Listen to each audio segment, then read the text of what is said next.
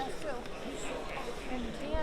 give everyone one more minute to take seats if you'd like to. Is it possible to remove my guard up where it's supposed to be? I don't know. Thank you, Joanne.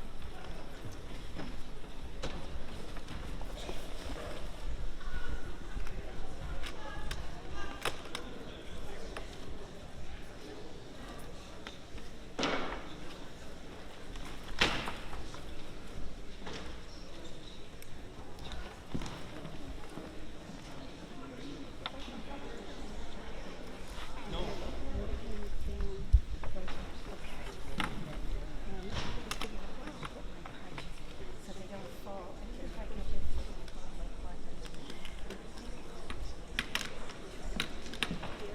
As long as nobody falls over them.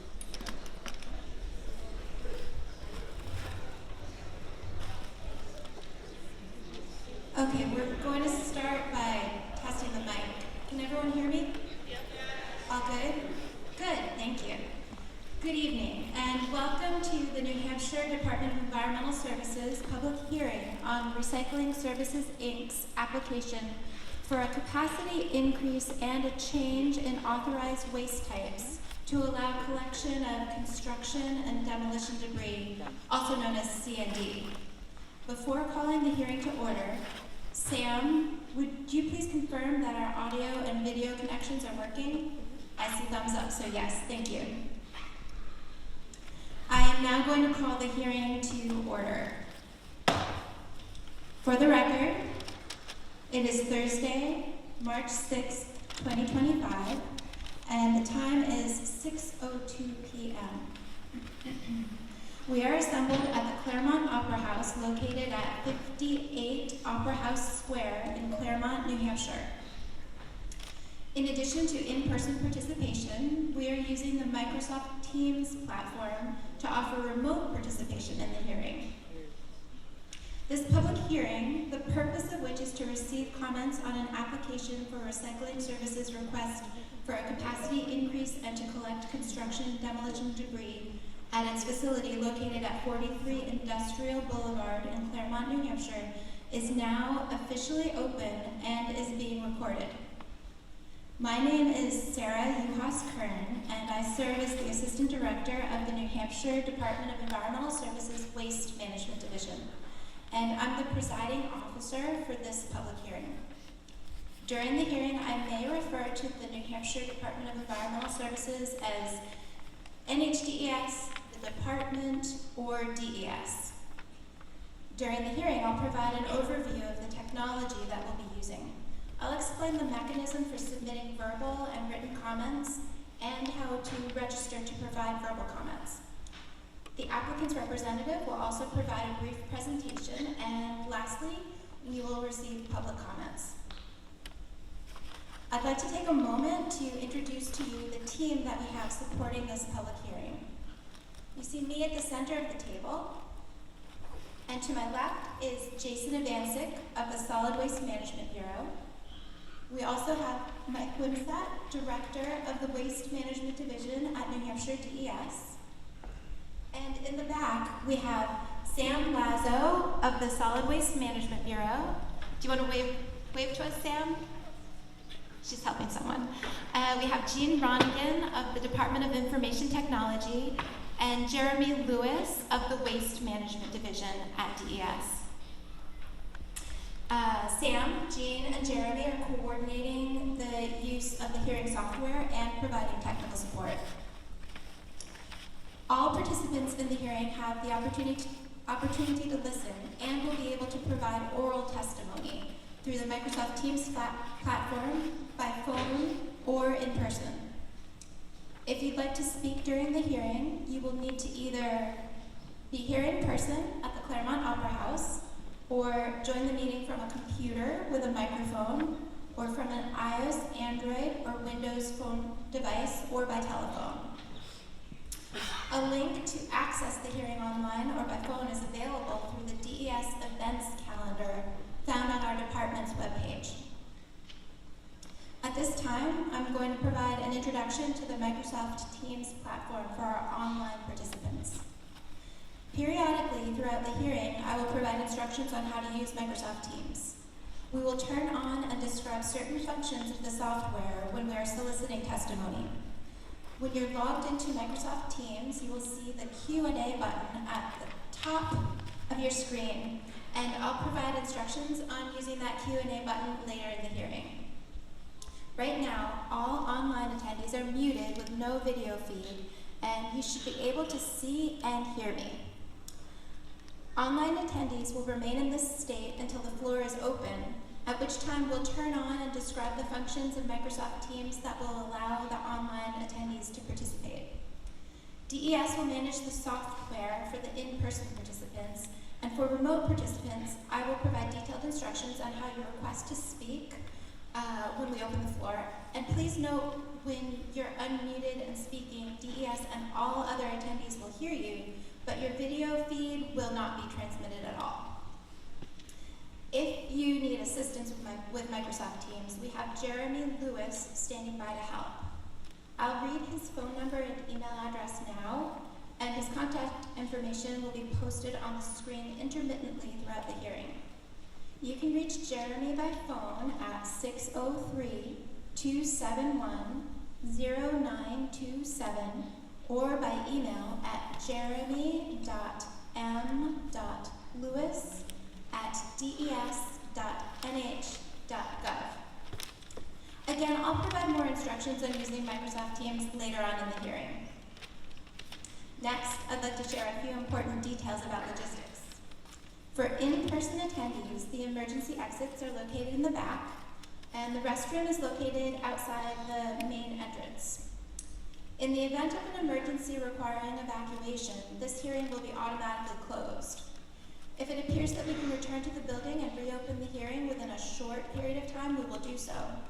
If we cannot reopen the hearing tonight, and we have not cycled at least once through all the speakers requesting to be heard, we'll endeavor to return to Claremont to reopen the oral public hearing on another date. We'll announce that date and time to all persons on the service list, and I'll post it on the DES website. If we lose internet connectivity, we'll try to reestablish remote testimony. However, the hearing will continue in person. In addition to oral testimony, DES encourages submittal of written testimony. The public comment period for receipt of written testimony will remain open through March 20th, 2025 at 4 p.m. Please submit written testimony as specified in the public hearing notice. Please understand that the purpose of this hearing is to receive oral testimony to identify the concerns of citizens and governing bodies of the host municipality, county, and district, and other affected persons on a solid waste permit application submitted by Recycling Services to the DES. Your testimony is important to DES as it helps inform our decision making. Tonight we'll be focused on listening to what everyone has to say, and we will not be holding a question and answer session. In the permit application, Recycling Services, Inc. is requesting that DES approve a modification of solid waste facility permit number DES-SW87037 to authorize a capacity increase and to authorize them to collect construction, demolition, or cementing debris in addition to currently permitted recyclables. Notice of this hearing was published in the Valley News on February 17th and the New Hampshire Union Leader on February 18th. It was published in DES's Municipal EcoLink newsletter on February 28th, 2025. It was posted on the DES website, and it was mailed to abutters of the facility, the host municipality, and other affected entities as identified and required by the New Hampshire solid waste rules. The hearing notice includes the date, time, and place of this hearing and information for obtaining a copy of the application for review. It also provides instructions and the deadline for submitting written testimony. If you're using Microsoft Teams, you can review a copy of the hearing notice by visiting our NHDES calendar page. Copies are available here in the auditorium near the entrance as well. Now, let's review the hearing agenda. First, Jason Avancic will provide a brief overview of the solid waste permit application and the criteria DES must use to make its decision to approve or deny the requested permit modification. He'll also explain where we currently are in the application review process and what the next steps will be after this hearing. Second, a representative of Recycling Services will provide a description of the requested approval and application. Then we'll take a 5-minute break. Immediately following the break, we will accept public comment on the application in an orderly fashion. Anyone wishing to make oral comments for the department to consider during its review of the application will have the opportunity to do so during this hearing.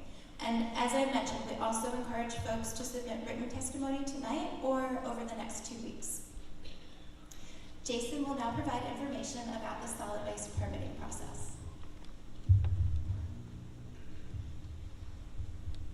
Thank you, Sarah. Good evening, everyone.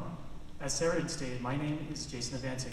I'm a permit engineer with the Solid Waste Management Bureau and the current reviewer of this permit application. For context, the Solid Waste Management Bureau regulates the management of solid waste primarily by regulating the facilities that handle solid waste. We accomplish this through administration of a permitting system as required by the Solid Waste Management Act, RSA 149M, and as authorized by RSA 149M. The department has adopted administrative rules that apply to solid waste management facilities statewide. At this time, I will briefly explain how the department reviews applications like this. DES' role at this time is to review the application to determine whether it meets the requirements of RSA 149M and the New Hampshire Code of Administrative Rules for Solid Waste Management, and issue a decision on the application. Generally speaking, review of an application occurs in 2 steps. The first involves a completeness determination. That is, we evaluate whether or not we have all the information required by rule. The second involves a review when we evaluate the details of the application to determine whether the application provides sufficient information to conclude that the proposed activity meets all applicable requirements and come to a decision. The application review time period is also when we collect and consider public comments. The first step of this process has been accomplished. The department has determined that recycling service application for expansion is complete. Once we do that, we put out a notice stating that an application is available for public comment and we schedule a public hearing. That is where we are now. We are requesting public comment on the recycling services application, which we will consider when making a decision on the application. We have not yet made a decision. While we are receiving public comments, the application is currently undergoing an application review. During application review, an application such as this, we looked at the requirements specified in New Hampshire solid waste rules for collection, storage, transfer facilities, including siting, design, construction, operation, and closure of the transfer facility found in chapters E and V SW 400 of the solid waste rules, which incorporates by reference various other rules found in chapters E and V 900 through E and V SW 1100, as well as E and V SW 1400. Once we have received your comments and completed an application review of the application, including the waiver application, we will issue a final decision. We have 3 outcomes. We can deny the application, we can approve the application outright, or we can approve the application with conditions. The solid waste rules identify the explicit grounds for denial. The rules in the solid waste statute are available online through either the DS website or the state legislative website. This is a brief review of the application review process. Sarah. Thank you, Jason. Next, representatives of Recycling Services will present a description of the application and facility for which they're seeking a solid waste permit modification.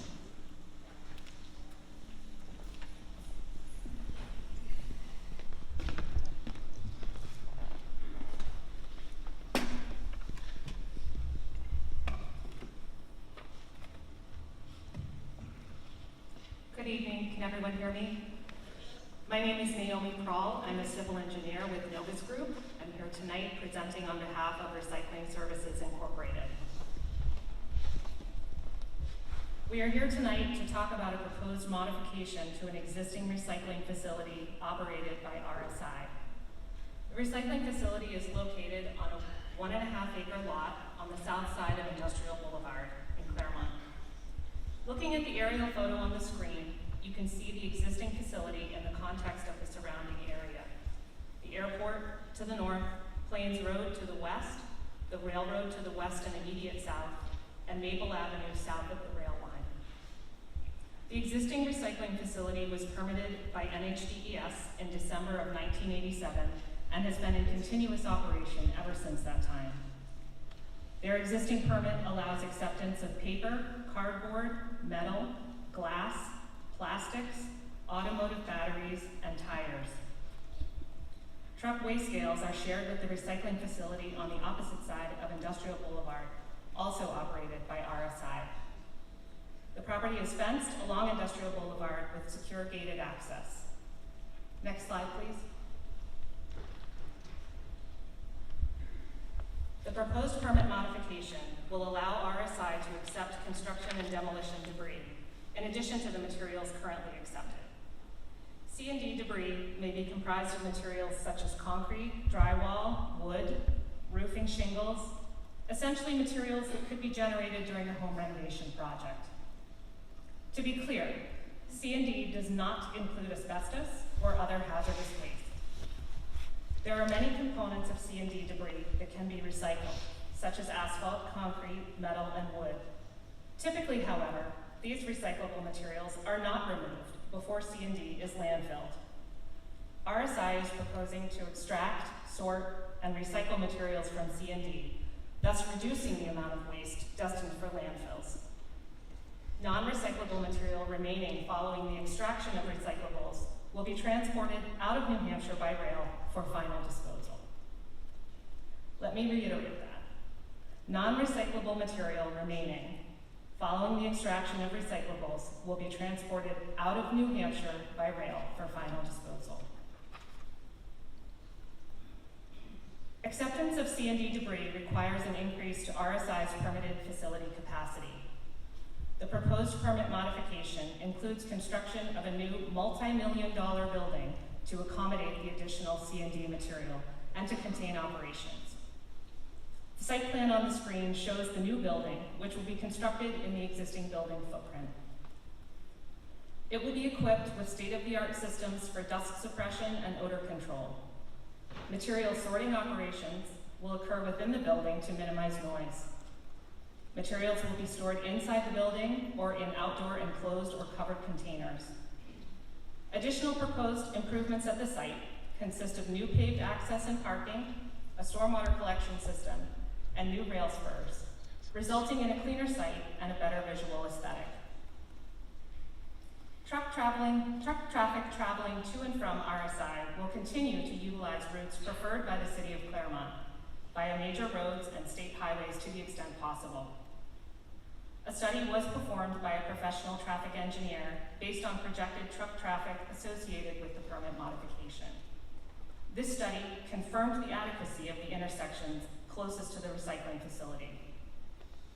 Truck circulation patterns through and around the facility have been evaluated to ensure queuing of trucks will not occur in Industrial Boulevard or interfere with surrounding traffic. Hours of facility operations will remain what they are currently. 5.5 days per week, the recycling facility is closed on Sundays.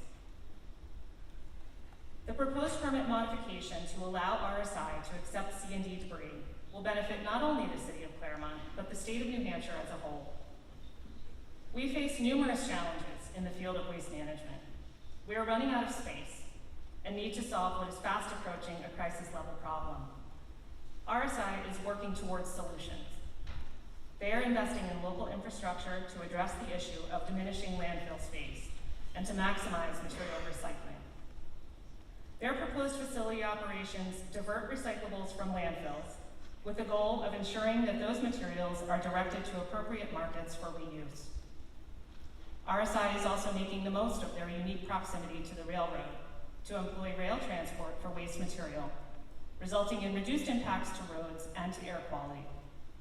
Approval of the proposed recycling facility permit modification will bring us a step closer to more conscientious management of the waste we are all responsible for generating. Thank you. Thank you. In a few moments, we'll take a break. However, I would like to explain the ground rules for the testimony portion of the hearing and provide instructions for delivering oral testimony. Our objective this evening is to give everyone who wishes to speak a reasonable opportunity to do so. After you've provided your name in accordance with the upcoming instructions, I will call on people to speak in the order displayed on the screen.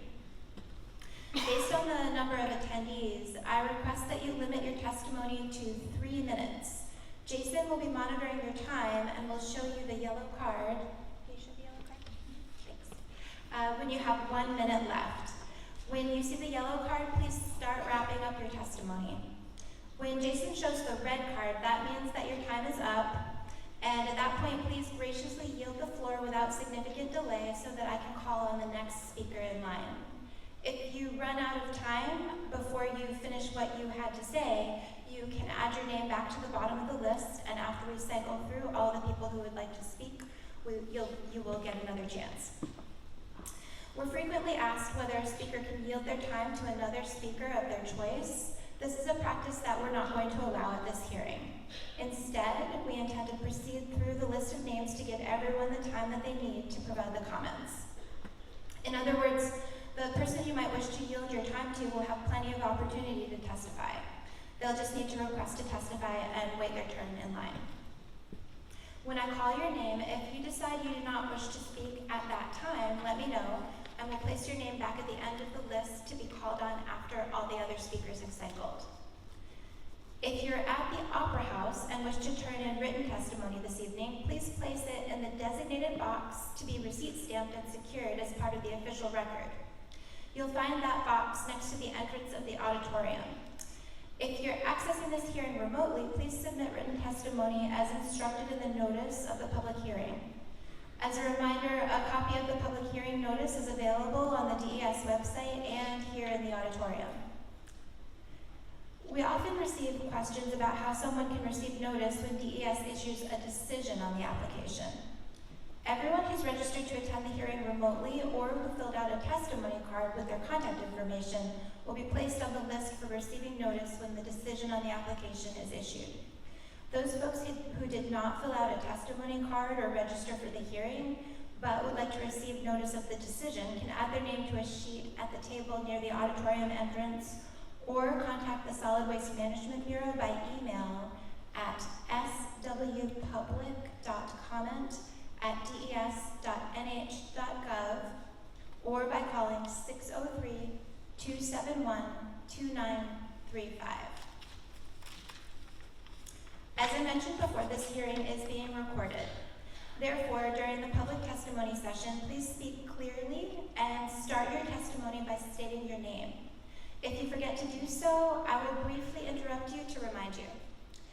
If you're here in person and would like to provide oral comments, please fill out a testimony card and place it in the designated box if you've not already done so.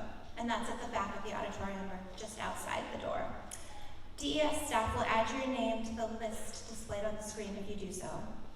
If you're accessing this public hearing remotely, please listen closely to the following instructions on how to provide oral testimony using Microsoft Teams. For oral testimony, we'll use the Microsoft Teams Q&A function.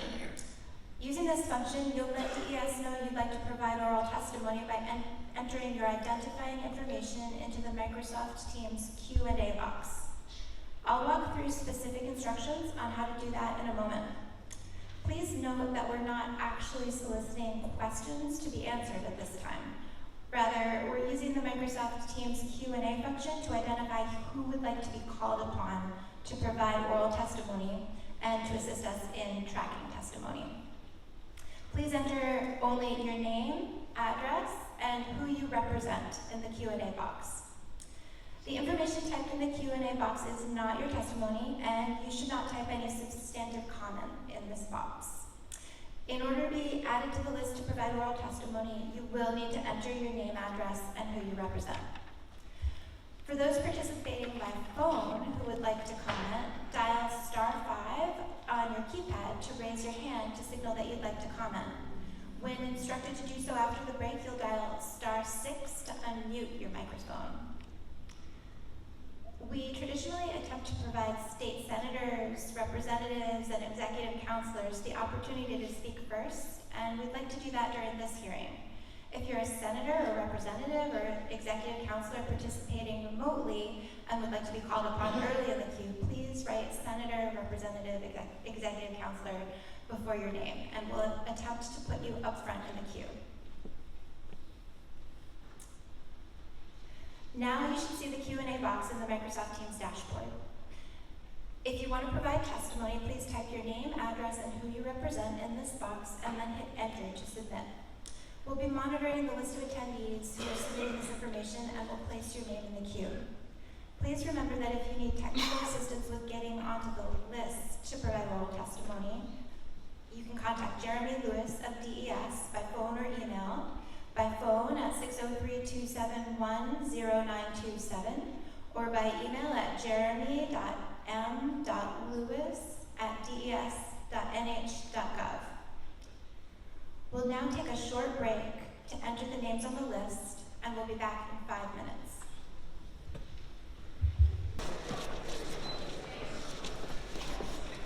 Before we start back up, Sam, could you confirm that our audio and video are ready? Was that a thumbs up? Not yet. Okay. Okay, we are ready.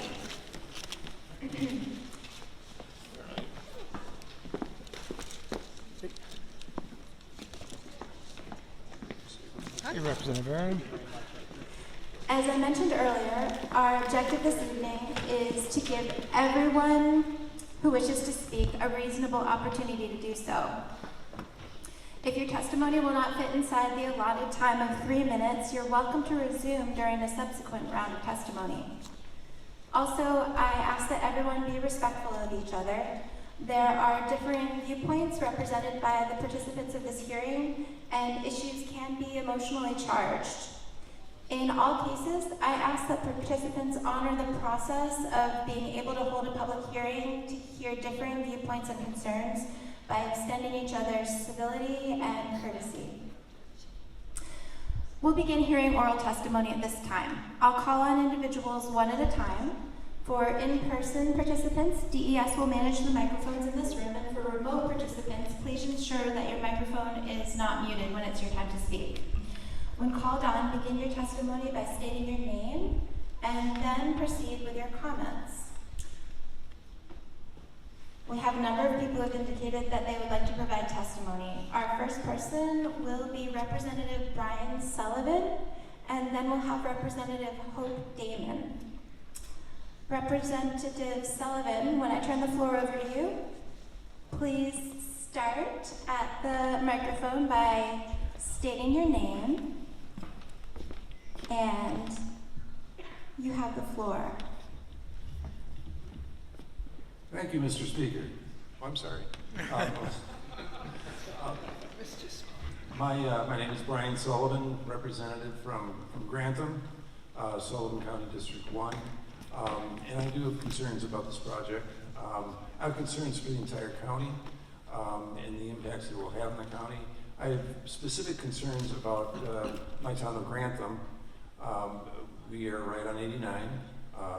Exit 13 is I suspect going to be impacted fairly dramatically by trucks coming up 89, getting off at 89, heading towards Croydon, then Newport, and then eventually Claremont. And the wear and tear on the roads, the amount of traffic that'll be coming through. These are small towns, and I'm very concerned, especially about the traffic and the possibility of spillage and that type of thing as well. So I think that would be the major concern for a town like Grantham that's right on the interstate and part of the trail to Claremont. So I'll leave time for other people, but thank you for taking my testimony. Thank you for your testimony. Next, we'll hear from Representative Hope Davidson. Damon. I'm sorry. That's fine. Thank you. Good evening. I'm State Representative Hope Damon. I represent Sullivan District 8, which is Claremont, my hometown of Croydon, Sunapee, Springfield, Goshen, Washington, Leominster, and Ackworth, and Langdon.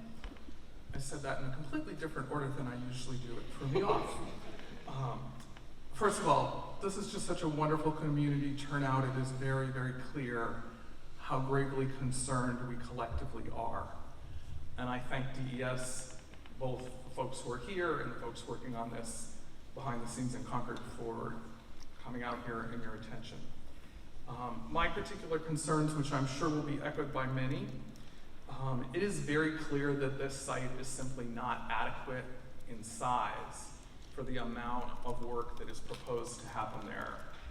When you contrast that with other facilities who are doing the same amount of work, same amount of materials, they have a far, far larger site to do it in. Secondly, the impact, as Representative Sullivan noted, of the traffic. Frankly, the city doesn't have the resources now to adequately maintain the road infrastructure, not even close. This is an unreasonable burden.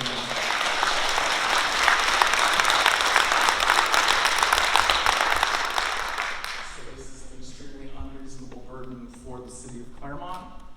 And again, echoing Representative Sullivan, as trucks come down off of 89, through Grantham, through Croydon, we already have a safety issue in Croydon. As kids go to the village school, those who walk, we don't need a greater safety issue there. And then I would also note, with all due respect to the prior speaker, I think it's completely unrealistic to think that there won't be asbestos in construction and demolition.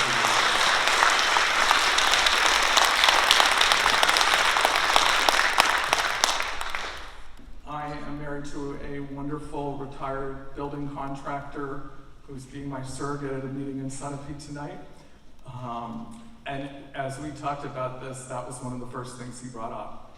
He did renovations and remodeling, and there were always concerns, depending on the age of the building, to be safe in regards to asbestos. So I will stop there, but I very, very vigorously encourage DES to not permit this. Thank you.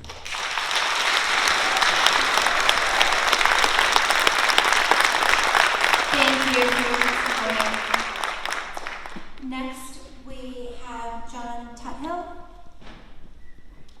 And following Mr. Tuthill, we will have Ken Lonnie. My name, for the record, is John Tuthill. I live in Ackworth, New Hampshire, a small rural community outside of Claremont. Had a long interest in seeing Claremont as a thriving city, which benefits all of us living in the outer reaches of the county. Welcome to Claremont. Don't be afraid. You've been here before, back in the 80s, in the 90s, in the early 2000s, and I have to say that each time DES has held a public hearing in Claremont on permit application, whether it be the Air Resources Division or the Waste Management Division, a permit has been approved. And a lot of travail and trouble has ensued as a result of that, sometimes over decades. So I'm hoping we'll see a different outcome of this application, and I think there are strong grounds for denying Acuity's application. This is actually the third application Acuity has filed, the first in 2017. At that stage, they were proposing a straight up 500 to 800 tons per day operation on an open concrete slab. The applicant withdrew that application fairly quickly. The second application scaled daily tonnage down somewhat and proposed a building, which I should note incidentally cannot meet the city code setback requirements. That application was denied administratively by DES in 2020. And this, the third application, was filed with DES over 18 months ago, with a new engineering firm on board and support from a lawyer associated with one of the largest waste management companies in the Northeast. And that application is what this public hearing is about this evening. DES knows that local approvals have not been obtained by Acuity as required by statute and by rules. It has, on this third attempt, held an out-of-state waste company's hand in completing its application. I am concerned about that completeness determination, which was made in November. A former assistant commissioner at New Hampshire's Department of Environmental Services famously said that DES's role was, to paraphrase, to get to yes, and I'm afraid he may have been right. So in my view, this application is too good to be true. It doesn't hold together, it doesn't hold up, and it certainly does not meet New Hampshire's public benefit requirement found in RSA 149M.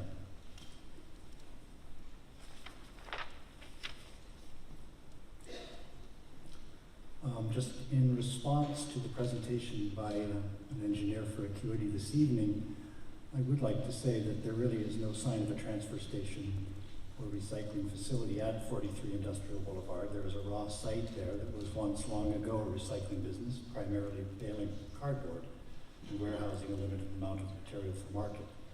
There hasn't been any recycling. Mr. Tuthill, your time is up. Thank you. I'll finish this sentence and come back later. Thank you. There hasn't been any recycling beyond the most de minimis activity at number 48 in years. Thank you. Thank you for your testimony. Next we have Mr. Howard. Thank you. My name is Ken Lowney. I live at 379 Jarvis Hill Road here in Claremont. I think that most of the feedback we hear will end up being in 4 categories. We'll hear people talk about the location, we'll hear people talk about the site, we'll hear people talk about pollution, and we'll hear people talk about the impact on the region as a developing region. I'm going to focus specifically on the site issues, and there are 3 I want to point out. On a tax map for this site, it shows as 1 acre. If you take into account setbacks, it'll be less than half an acre of usable space. That's half an acre to do this process.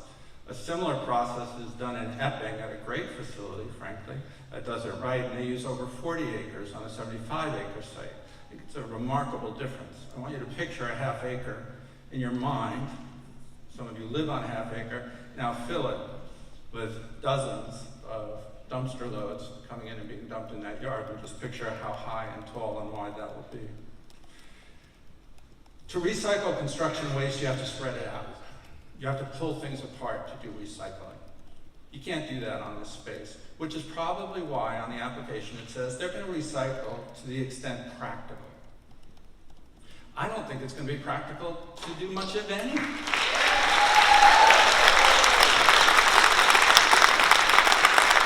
And yet, recycling is cited throughout the application as the benefit to Claremont, the alignment with the state's waste plan.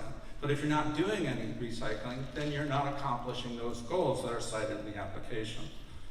The second thing I wanted to point out was a technical one, which is leachate, water, runoff. The application says there won't be any, don't worry about it. But they also say elsewhere in the application that they will use water to tamp down the pile to control dust. Somehow the water they add won't go anywhere. And that's not practical, to use their own term. So there's just no accommodation for leachate in an area with an aquifer. The last thing is just the idea that there are 2 parcels here named in the operating plan in the application, not 1. And I don't understand how that works. If I get a permit to operate a nice little restaurant on a nice little site, I don't get to then use the parcel next door that I happen to own and build a restaurant twice as big. It doesn't work that way. You get a permit for a site. So that's what I have to say, except on a little more personal note, I want to say a word directly to the company. Listen, Claremont's my adopted town. I really like it. It has a special place in my heart. I care for this town a great deal. I see you've been trying to hook up with Claremont for quite a while now, for years, through different proposals and approaches. And what I want to tell you is, you know, it's just, it's a nice town, but we're not really sure that we're really that into you.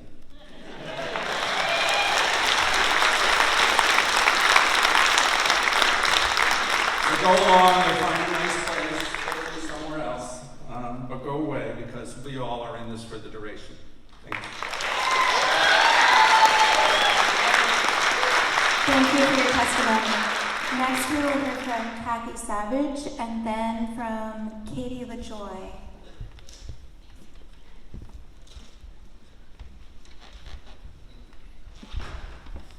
Ms. Savage, you have the floor. Thank you. I'm Kathy Savage. I live at 80 Edgewood Road, right here in Claremont. My husband and I first came to Claremont in 1977 from Rhode Island and Massachusetts, where we were living before. And we fell in love with Claremont. In the meantime, we had moved to various and sundry other places, and 2 years ago, almost 3, we came back. This is our last home. This is where we're staying. And throughout the time that I was employed, we're both retired now, I was working with a couple of colleges and some other companies who had research facilities. And I was part of a lot of preparing proposals for federal support for the research that was going on. I worked at Dartmouth and I worked at Brown University in Rhode Island before we moved here. And I know that in a proposal, the devil is in the details, and I don't see any details. There isn't anything specific, like, okay, we're gonna send this stuff out of state. Well, which state? We're gonna, that's like a not in my backyard kind of thing, and that would make us look bad. And, when it says, we're gonna get these things in, where are we gonna get all of this debris and construction stuff from? There's nothing in there. They don't have a plan. This isn't really a plan.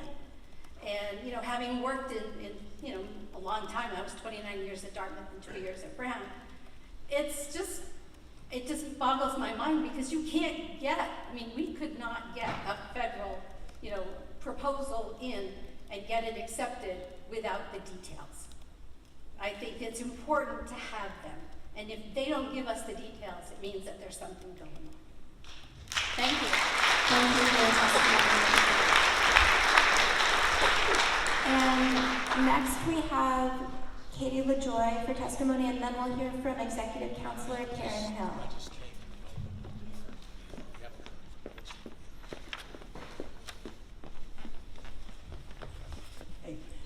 Good evening.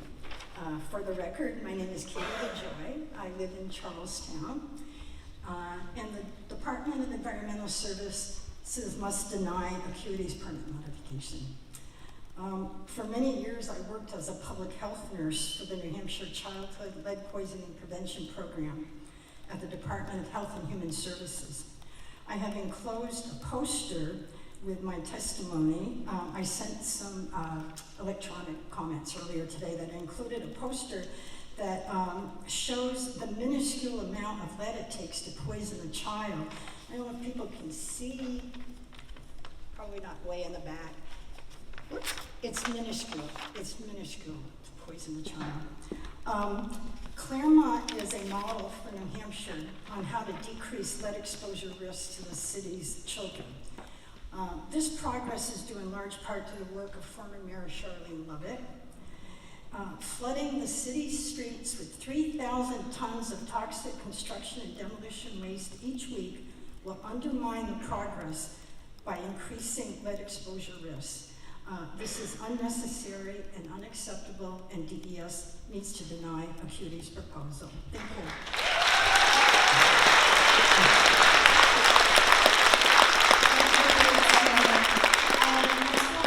Executive Counselor Karen Hill, followed by Rebecca McKenzie. Thank you so much. My name is Karen Leo Hill. It's my honor to serve as your executive counselor here in District 2, and I'm happy to be in Claremont tonight. Thank you very much to the Department of Environmental Services, Director Wimsatt, and to you for being here.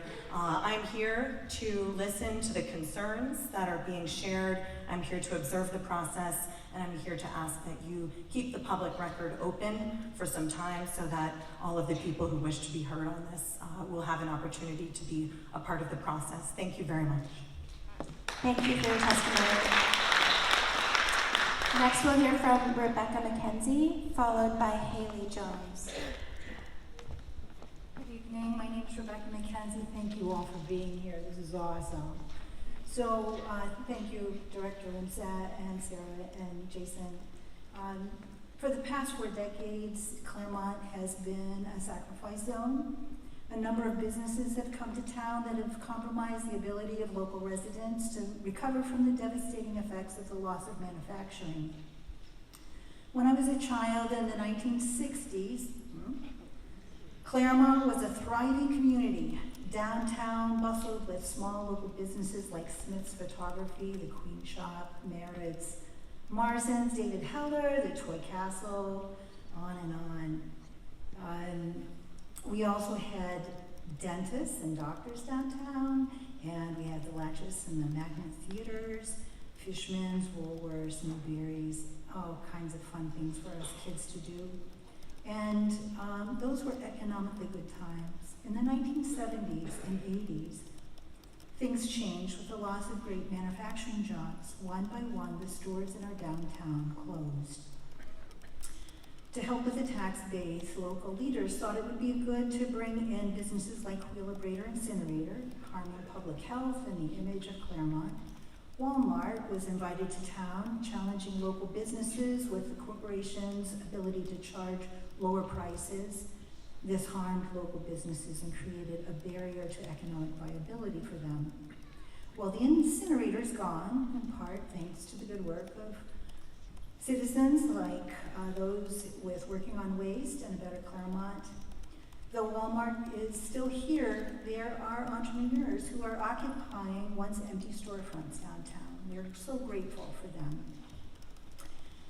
There are changes happening in our community due to the foresight and ingenuity of some local government officials and businesses that are putting effort into revitalization commitments that are moving us forward in the 21st century. We are so grateful for that. But we can't go back. We can't go back to being a toxic dumping ground in New Hampshire for the waste industry. No other community should carry the burden of toxic waste either. It's time to look at waste management practices that are protective of people's health and the health of the environment. We need to adopt extender producer responsibility standards in our state, as well as zero waste and sorting at demolition sites for repurposing and recycling materials. We need to teach our children about the concepts of social ecological model, which states that we are interdependent on each other for a healthy and vibrant place to live and raise our children, and we need a healthy, biodiverse environment. These are the essence of health for all life. Please say no to permitting this massive toxic C&D operation to which our city officials have said no. Our city planner, our zoning board of adjustment, our Conservation Commission have all said no, because it is not permitted in the city code. There are 3 applications. This is the 3rd application that Acuity. I'm sorry, your time is up. Okay. Feel free to add your name to the list again. Thank you very much. Thank you for your testimony. Next, we'll hear from Haley Jones, followed by Kyle Messier.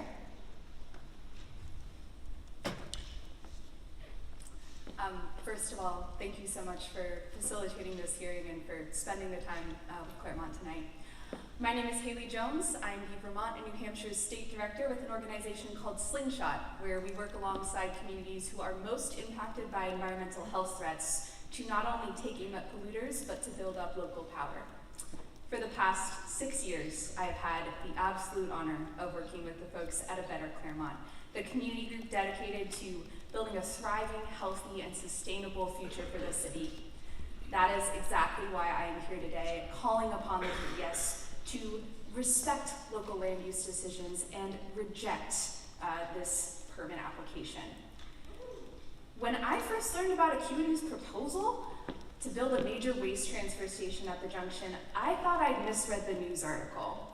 I thought, does this out-of-state company really want to build and truck construction debris to a tiny site near a residential neighborhood, near an elementary school, and let's be honest, a really well-trafficked passenger rail station.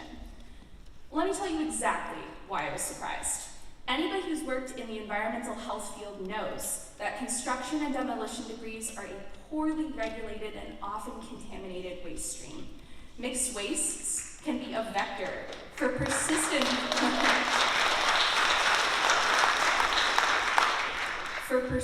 toxic substances like lead, asbestos, mercury, and a class of chemicals that we know as PFAS.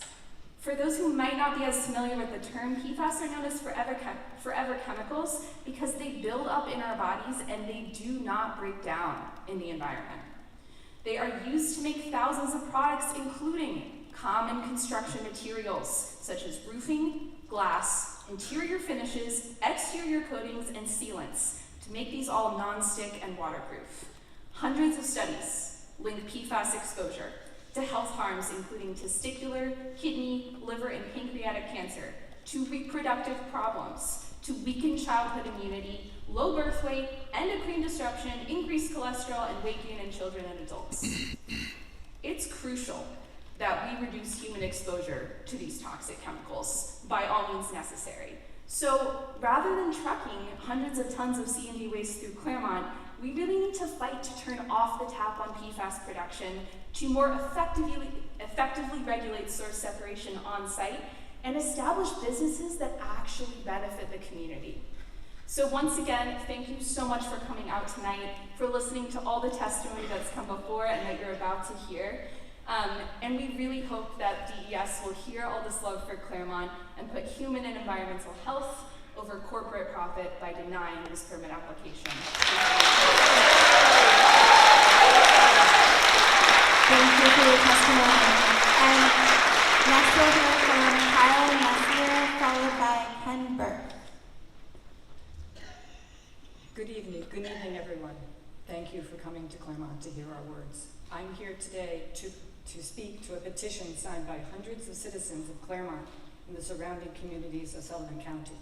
The petition reads as follows. Please deny Recycling Services Incorporated's application to bring construction and demolition debris to Claremont Junction.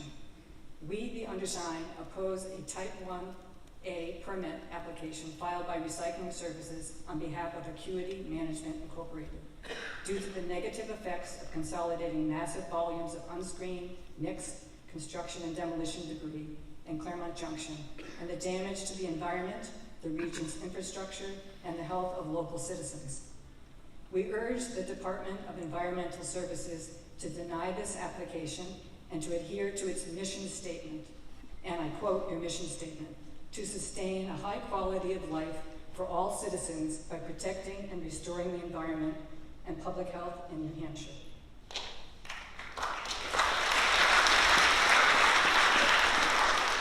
Personally, I find it amazing, simply hard to believe, that a project of this magnitude and so impactful to a community can be based on a 38-year-old permit, hand-typed. Where are the protections for the New Hampshire citizens? This petition with hundreds of signatures will be formally submitted at a later date. Thank you. Thank you for your testimony. Next we'll hear from Ken Burke. And Mr. Burke, please begin by stating your name.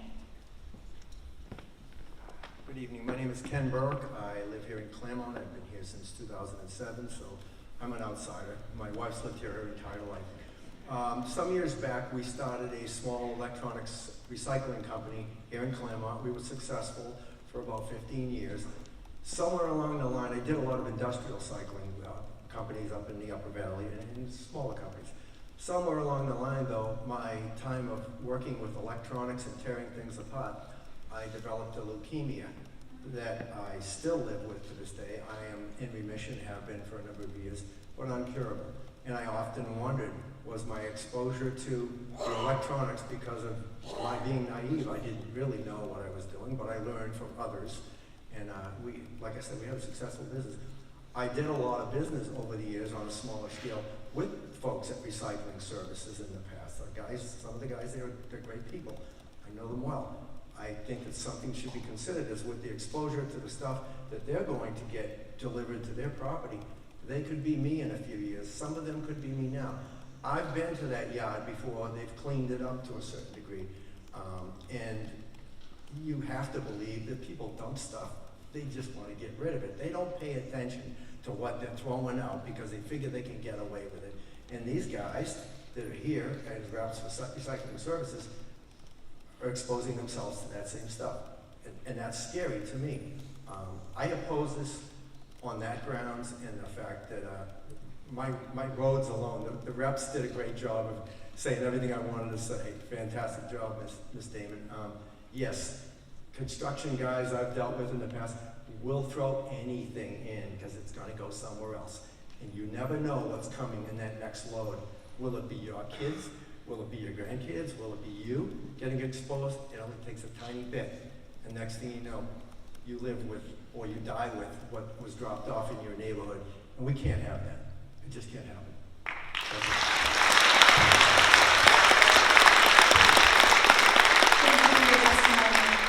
Next, we will hear from Jerry Cross, followed by Marilla Harris-Vincent. Please begin by stating your name. Good evening, my name is Jerry Cross. I live at 268 Maple Avenue, literally right around the corner from the proposed site. And a gentleman earlier here said there's going to be 4 broad categories spoken to, but I would suggest there's another one too, which I'm going to speak to, and that's quality of life.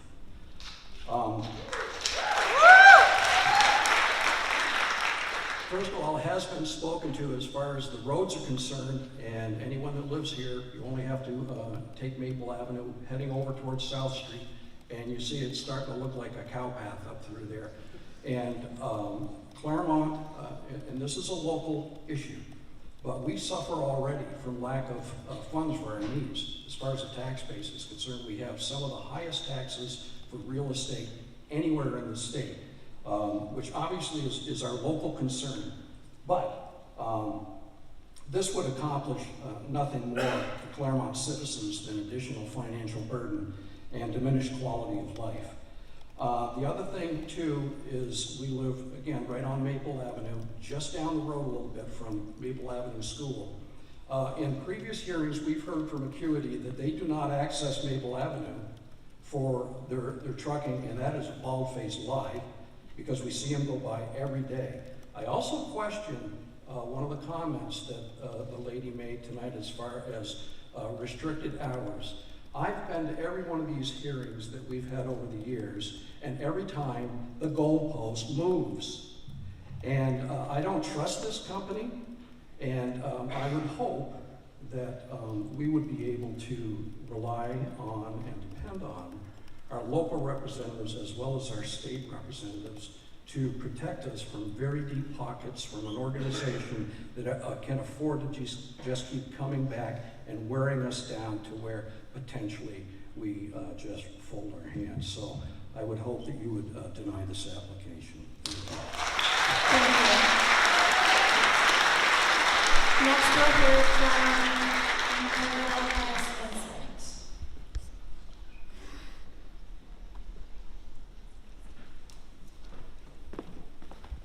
Hello, my name is Marilla Harris-Vincent. I'm a Claremont resident and I'm the New Hampshire River Steward at Connecticut River Conservancy. CRC strongly opposes Acuity's request to modify its 1987 permit to operate a construction and demolition waste transfer facility here in Claremont. This modification allows the current facility to accept construction and demolition debris, increasing its capacity from 75 tons per day to 500 tons per day, or 130,000 tons annually. This proposal poses significant threats to the region's water resources and overall water quality. CRC is particularly concerned with how the change in operation will impact Meadow Brook, the adjacent wetlands, aquifers, and ecologically significant areas, as well as the Connecticut River. Since 1952, CRC has worked to protect and restore the Connecticut River and its tributaries.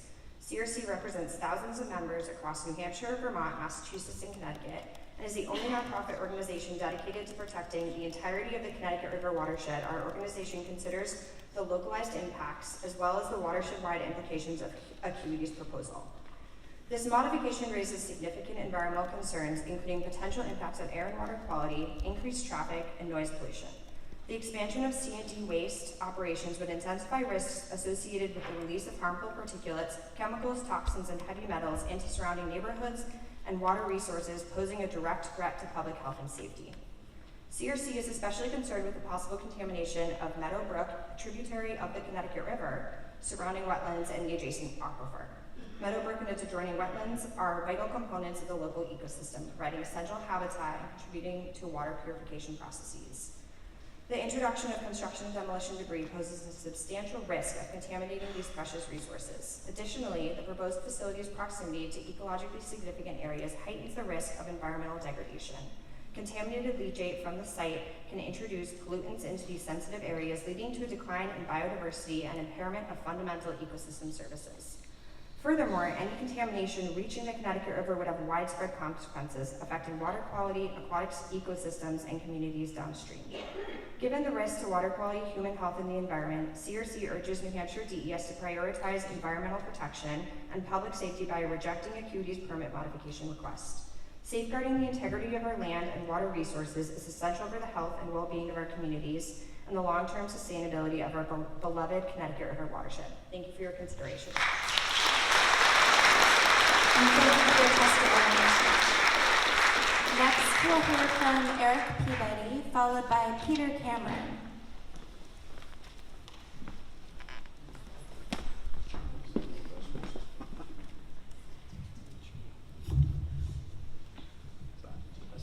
Thank you. Good evening. My name is Eric Peabody. I'm a lifelong resident of Claremont and the father of 2 Maple Avenue school kiddos. I'm also a licensed land surveyor in New Hampshire and Vermont with 19 years of experience in surveying and land planning. Tonight, I'm wearing that hat. Acuity Management, Inc. is the owner of Recycling Services, Inc. and is seeking to modify their existing permit to now include construction and demolition debris and increase their current permitted capacity by approximately 7 times. Their current permit only includes recyclable materials to be processed.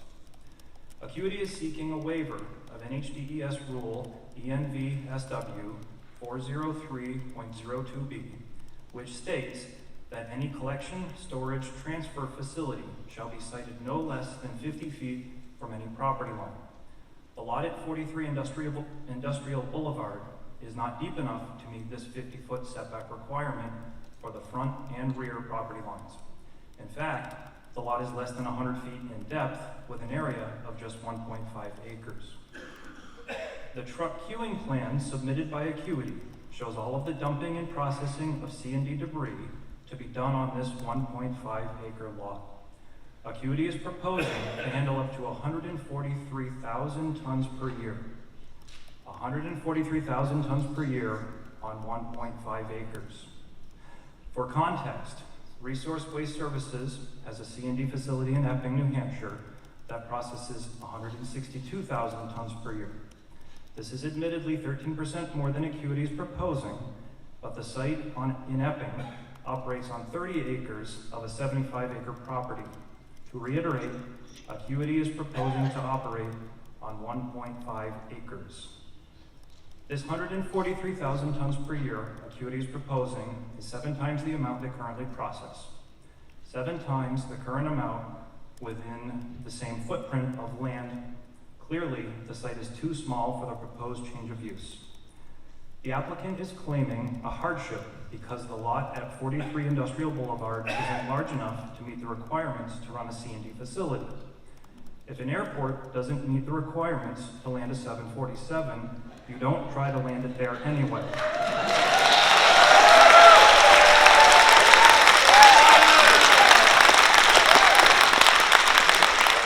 You keep flying until a suitable place to land is found. Acuity needs to find a different piece of land that properly meets the requirements for a C&D facility of this magnitude. I am pro-business, especially in Claremont. I want to see my community continue to thrive. I have friends and family that are business owners as well as myself. I support Recycling Services, Inc. continuing with their current recycling operation, but strongly implore DES to deny this pertinent modification request. Thank you. Thank you for your testimony. Next, we'll hear from Peter Cameron, followed by David Messier. I'll make this very quick. You know, I know I'm not expecting a big hand at the end of this. The fact is that we've been in Claremont since 1979, recycling material. You all go home and sort your recycled material. You know, I do, I think we all do. We all expect that it'll be recycled. You know, at the end of the day, you know, we're only going to be operating with material from New Hampshire. Now, granted, it won't all be from Claremont, but when you have a house where you put on an addition, where you do repairs, you know, that material has to go somewhere. I don't know where you think it goes now, but a lot of it ends up going in landfill. And the proposition we've given you folk, you can either believe us or not. I mean, I understand there's a lot of folks here that are skeptical, and that's fine. But you know, our perspective is we're going to do what we said we're going to do. We're going to treat it the way we said we're going to treat it, and we're actually not putting material in landfill. Your recycled material, which is New Hampshire material, will be going to a landfill in Ohio. Somebody asked about where it goes, which is the largest landfill, incidentally, in the United States, and they're euphoric about getting it, and they'll get it on a rail car. So I would almost assume that we're all at some level enthusiastic about recycling, and you know, when you recycle, you have to do something with it. Somebody has to recycle it. We are proposing that we will help that process in New Hampshire. Thank you. Hold the applause down. Thank you for your testimony. Next, I'm going to ask everyone to be respectful. Next, we'll hear from David Messier, followed by Candace Crawford.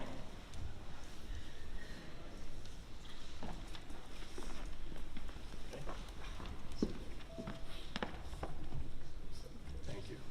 Hello, my name is David Messier, and I'm a citizen of Claremont. I'd like to bring up the issue of fire suppression and the apparent lack of plans to address the potential for a large-scale fire at the site. Last summer, Keene Recycling and Transfer Station had back-to-back fires with an estimated $400,000 in damages.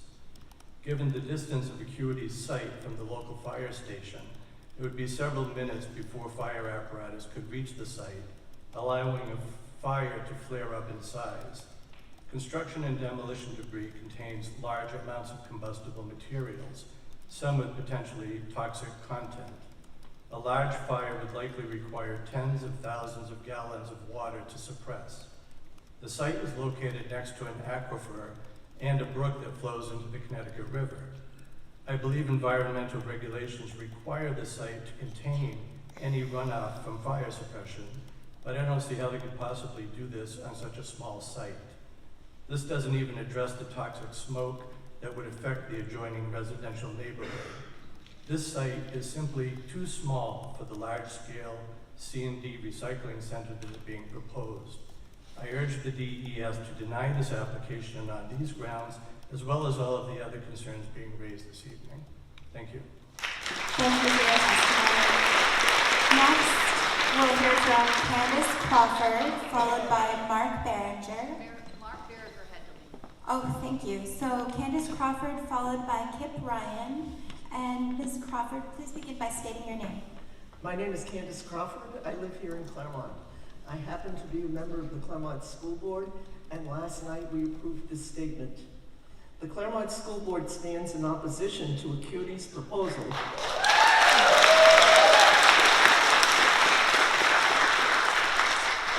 to bring a very large toxic waste sorting facility in Claremont, New Hampshire.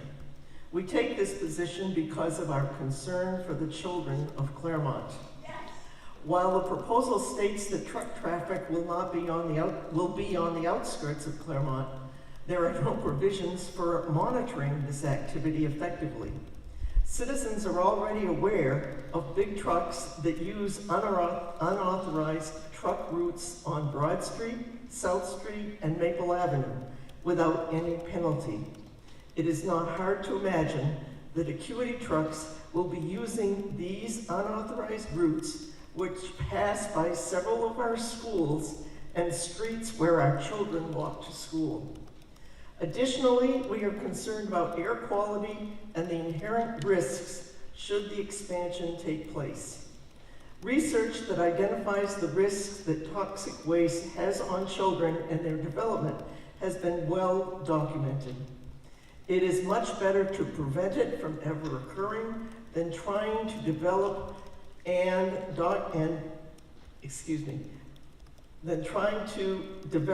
plan for mitigation. The proposed facility will be located close to the Maple Avenue School and the neighborhood houses where several children live. Claremont School Board takes its responsibility to advocate for children seriously, and we think it is a very important message to speak out against this potentially hazardous effect this facility would have on our children of Claremont. Thank you. Thank you for your testimony. I understand that Mark Behringer had to leave. Hopefully Mr. Behringer will submit his testimony written. And next we have Kip Ryan, followed by John Lambert. Good evening. My name is Kip Ryan, and I was born and raised here in Claremont. I've always been proud to call this community home. But proposals like this make me question our future. Acuity wants to bring truckload after truckload of construction and demolition debris into our town every day, filled with toxins and pollutants. This isn't just about inconvenience. It's about poisoning our air, our water, and our health. It's about the damage that these huge trucks will do to our roads, the roads that we already cannot maintain. If we allow decisions like this and allow Claremont to turn into a dumping ground, and for those of you who are not from Claremont, we're already kind of seen as a dumping ground. We're trying to break that stigma.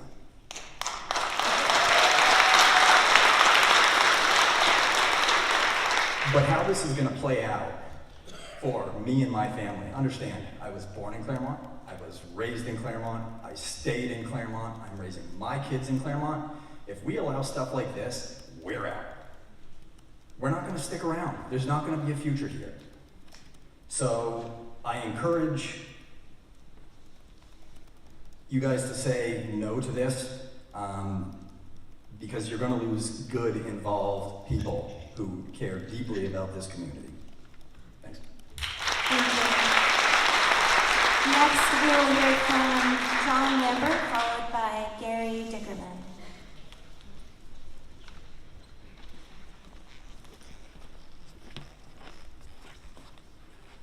My name is John Lambert. I'm a Claremont native.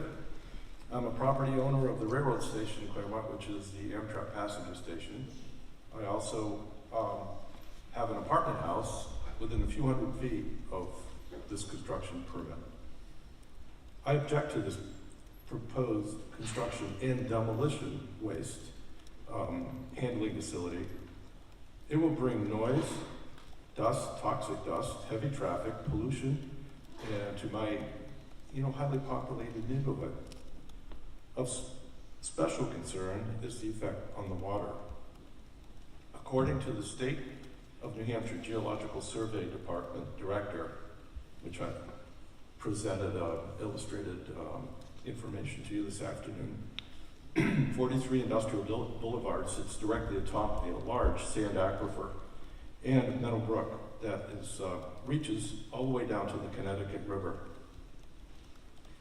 50% of all New Hampshire residents' public water supply comes from groundwater aquifer. You don't want to see this polluted. I do not believe that runoff or leachate from the dust control, fire suppression, rainwater flowing through the bodies of trucks and trains that are being loaded of toxic C&D waste can be properly contained in that area to prevent the pollutants from entering this sandy soil aquifer. I request that you conduct a baseline groundwater study before you ever grant a permit. And Mr. Cameron, I don't want you building a toilet in the middle of my living room to accommodate waste for the public. Thank you for your testimony. Next, we'll hear from Gary Dickerman, followed by Sharon Francis. Thank you. My name is Gary Dickerman. I'm a resident of Claremont, and I'm the chair of the Claremont Conservation Commission. Our commission is concerned with the potential contamination of Meadowbrook, as well as the wetlands adjacent to and downstream of the expansion site. Soils that surround the entire property are rated as excessively drained. This means that they allow water to pass through very quickly. Hence, any contaminated leachate or runoff could rapidly find its way into the adjacent wetland or brook. Meadowbrook crosses under Plains Road and flows through a freshwater forested shrub wetland before crossing Route 12A. Just beyond that crossing, it enters one of Claremont's ecologically significant areas, then into an aquifer along the Connecticut River. This aquifer extends to the southern border of the city of Claremont. If Meadowbrook becomes contaminated, the wetland, the ecologically significant area, the aquifer, and the Connecticut River would all be impacted. Our concern is magnified when one considers the half-life of water pollution, that being the time it takes for the concentration of a pollutant in water to decrease by 1/2 through natural processes. In the case of heavy metal pollutants, the half-life can be decades. In conclusion, the Claremont Conservation Commission respectfully requests that DES deny the modification of the existing permit. This will fulfill the state's role as trustee of its waters by providing for the wise utilization of water and related land resources, preventing and controlling water pollution, and protecting freshwater wetlands. Thank you. Thank you for your testimony. And next, we'll hear from Sharon Francis, followed by Representative Judy Aaron. Hello, I'm Sharon Francis. I live in Charlestown, next door to Claremont.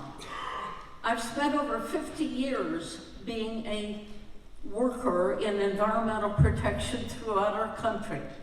I've been acknowledged and rewarded by the Council of Mayors, by the National Governors Association. I've been the White House conservation staff person. I've taken on a lot of tough environmental problems, like acid rain that used to be killing our forests in northern New Hampshire. Well, we mobilized New Hampshire forest enjoyers and scientists and partnered them with coal miners and coal mine owners and people in southeastern Ohio, and really talked about acid rain and talked about realistic solutions to addressing that hazardous, detrimental problem. The solution that those partners representing polar opposites of opinion came up with was taken by Governor Sununu the first to Washington. It became an amendment to the Clean Air Act. Solutions are possible, and I'm here today to join with all the voices who said this application is unwise. It should not be approved. The lot is much too small. There are aquifer impacts, as we've just heard, which are serious. Soil studies have not been done. We've all learned from Dalton that these recycling facilities, waste facilities, just have a habit of expanding because there's greater and greater volume. I have a suggestion. It obviously would need a lot of work, but I think it's a constructive approach that Acuity should be undertaking rather than this mistaken proposal. This is a 19th century proposal. We all need a 21st century solution, and that is for Acuity or its successors to work with the generators of waste and do the sorting, the management, and the disposal plans on site so that any traffic that results isn't going to another dump site in Claremont, but in fact is going to the final disposal destination. That idea needs to be worked out, obviously, and I can't sit here in 20 minutes and put it together for you. But I hope it's taken seriously, because this idea is wrong. The site is too small, and it should be rejected. Thank you for your testimony. And next we'll hear from Representative Judy Aaron, followed by Representative Michael Aaron. Good evening. My name is Representative Judy Aaron. I represent the District Sullivan County, District 4, which are the towns of Ackworth, Goshen, Langdon, Webster, and Washington. And I'm here tonight to listen and learn, and I have listened and learned. I happen to be chair of the Environment and Agriculture Committee in the New Hampshire House. DES and folks who are here are no stranger to me as they come in testimony to my committee. And we have been working very hard on many different bills regarding waste, solid waste setbacks and other issues having to do with solid waste disposal, recycling in our state. Based on what I've heard tonight from members of this community, I absolutely agree that this particular site is inappropriate.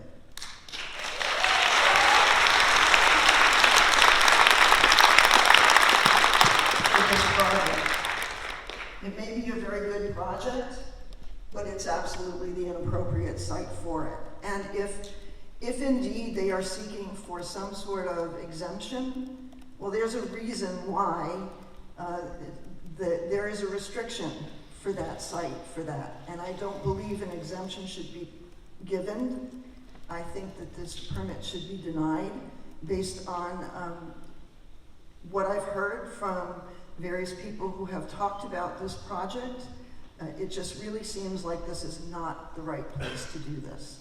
So that's all I'd like to say, and especially as chairman of the Environment and Agriculture Committee in the House, I hope that you will deny the permit, and that I really hope that Acuity can find some other place to do this. Thank you. Thank you for your testimony. Next, we'll hear from Representative Michael Aaron, and then we'll hear from Representative Margaret Dry. Thank you. My name is Representative Michael Aaron. I am the other representative from District 8, which includes Ackworth, Claremont, Croydon, Goshen, Langdon, Leominster, Sunapee, Springfield, and Washington in alphabetical order. I have been trying to stay pretty quiet and neutral about this project as I learn more about it, but after hearing the poignant testimony of all of you and seeing all of you come out, I cannot be quiet or neutral anymore, and I have to say, this is the wrong project for Claremont. Thank you. And next we'll hear from Representative Margaret Dry, and following the representative, we'll hear from Representative John Cloutier. Thank you. I'm Margaret Dry. I live in Plainfield, and I represent also the towns of Cornish, Newport, Unity, and Charlestown. And if you think about that, except for one road coming over from Vermont, you have to get through one of those towns to get to Claremont. So it's not just Claremont that's dealing with this. It's all the towns around it, all of our neighbors. And And we don't just share roads, we share air quality, we share water quality. So very simply, I'm just asking on behalf of all of our roads, all of our air, all of our water, and most importantly our neighbors in Claremont, I respectfully ask that you not bring this project to Claremont. Thank you. Thank you for your testimony. Next, we'll hear from Representative John Cloutier, followed by Jerry DeMora. Okay, thank you very much. I was wondering, first I wasn't sure whether I was going to speak, but I feel I must. I am State Representative John Cloutier. I'm a Claremont native. I've lived in this community most of my life and in New Hampshire all my life. And I know in New Hampshire one of our greatest assets is our natural environment. And this is a bad project, especially where it's located, simply because it's going to impact our natural environment, our health. I'm very familiar with Maple Avenue, which is going to be one of the major approaches. When I was 8 years old, my family moved to Claremont from North Charlestown, which is also going to be affected by this. And right next, maybe less than a mile from the site of this. So I'm very familiar with this area. It's a beautiful area. There are a lot of homes. If anything, there are more homes and people than when I moved, when my first family moved in 1965. It's also next to school, Maple Avenue, which I went to school. So to me, the challenges that our children face, some of whom are living in homes and apartment buildings that are older than 1978, got to deal with the lead, that's bad enough. And this is going to expose them, I think, the way this project is designed, to even worse environmental hazards. But I also want to speak, it's not just the environmental hazards. As a member of the House Public Works and Highways Committee, I'm become very familiar with the issue of roads, road damage. And one of the things I hear constantly from my constituents, the roads are in bad shape. What are you going to do to help fix them? You know, they're very upset with the city, because, you know, they feel the city needs to put in more money, you know, they don't like the property taxes to pay for it. Well, this project with the 80 trucks a day, I guess for at least 5.5 days a week, is only gonna make the roads worse. So we have enough challenges as it is. And I know recycling is not easy, but I feel this is a bad project where it's located. And I ask the DES to please deny this project. Thank you. Next, we'll hear from Jerry DeMora, followed by Gary Merchant.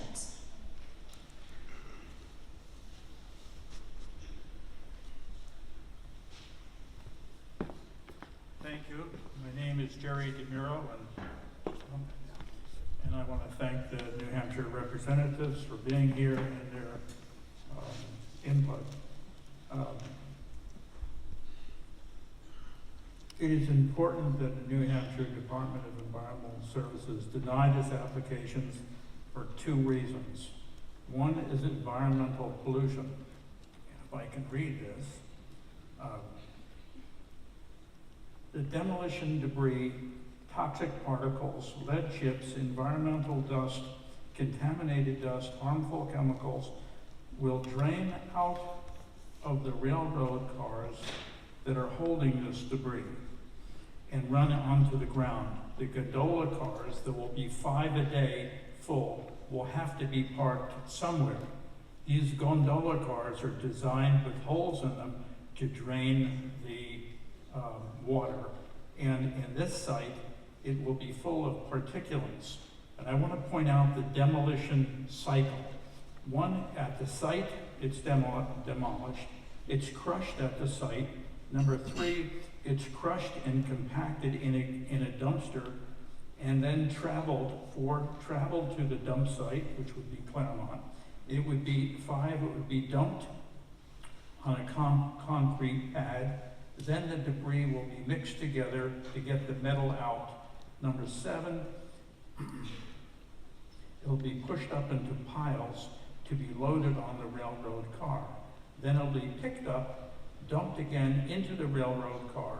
And number 9, it'll be crushed in the railroad car to compact it. Now, the full cars, probably 5 a day, will have to be stored somewhere. We have no idea yet where these 5 cars a day are going to be stored. And by the way, 5 times 5 is 25 full cars. That's a week. Will have to be stored somewhere. And if it rains, or if the debris inside them are wet, it'll be draining on the ground. And secondly, in terms of air pollution, every single day there'll be equivalent of 4 50-gallon drums of diesel fuel that will be burned at that specific site. And it will only be 1,000 feet away from an elementary school in a residential neighborhood.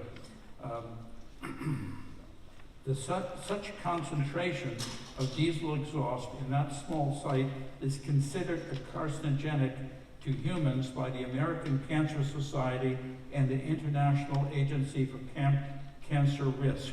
The exhaust from 30 to 50 big trucks a day, a backhoe, a large front-end loader, an excavator, a crane, and locomotives moving this debris around every single day near an elementary school is irresponsible, especially in the summer when children are outside.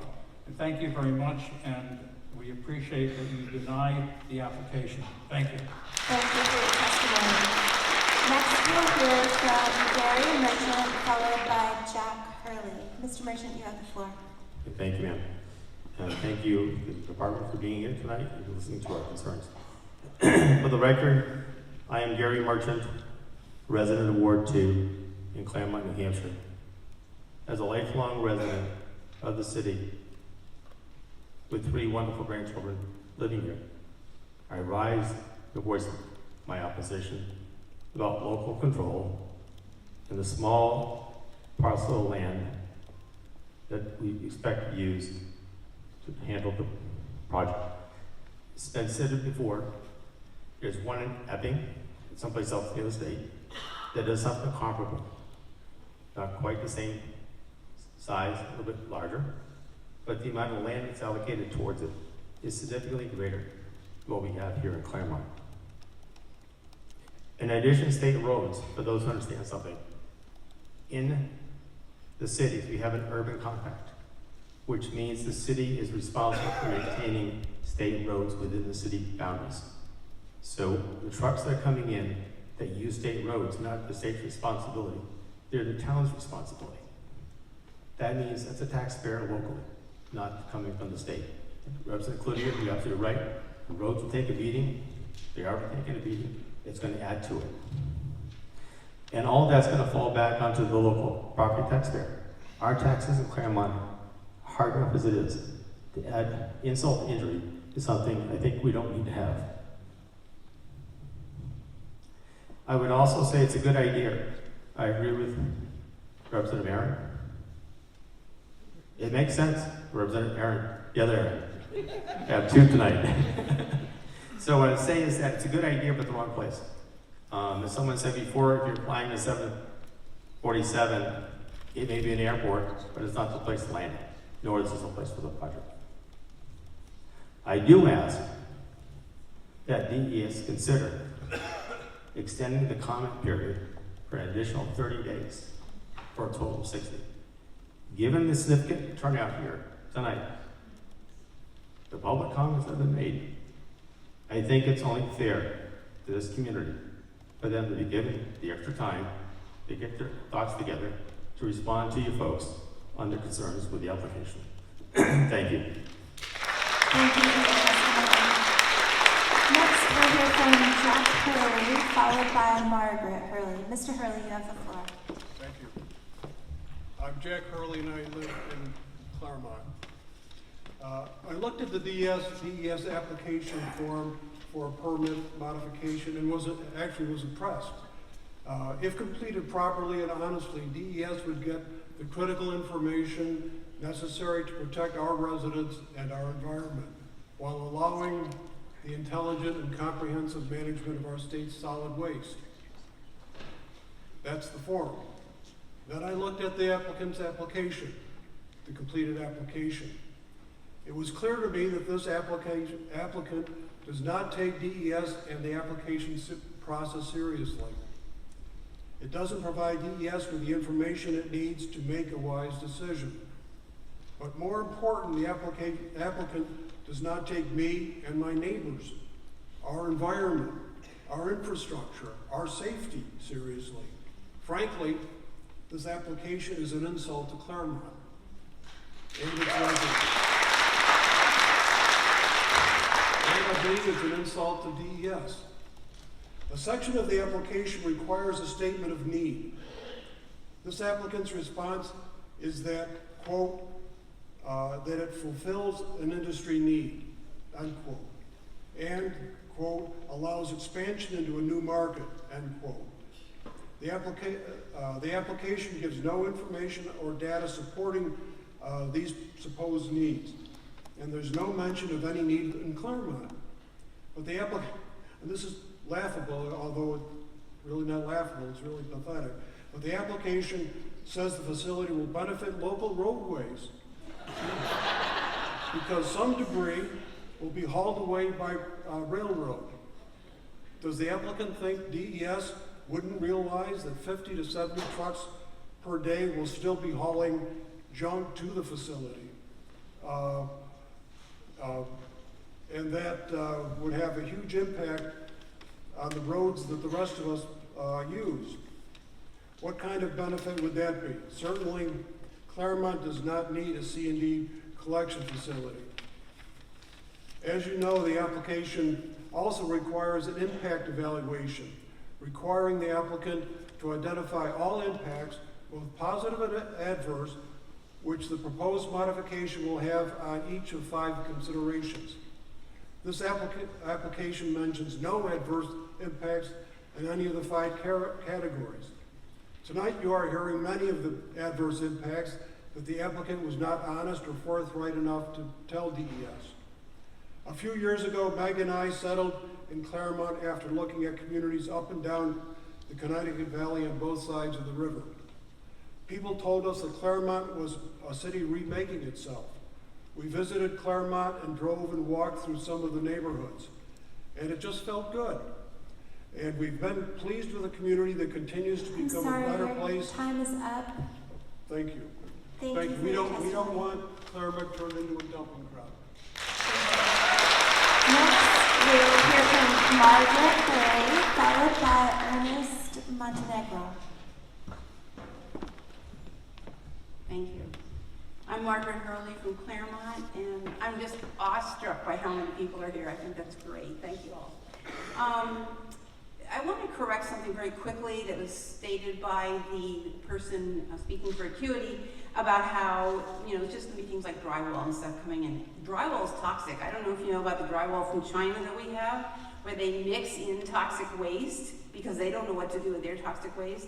And a lot of asphalt, by the way, is radioactive because some states use fracking water that's radioactive because it has salt in the wintertime, so you're getting radioactive asphalt, so it's not that clean. Acuity is of no use to us. They want to profit at our expense, processing out-of-state toxic waste, poisoning us in the environment. Acuity acts like a selfish teenage bully when they don't get their way. When we rightly, with self-respect and self-preservation, say no to them, no, no, no, they sue us. No is a complete sentence.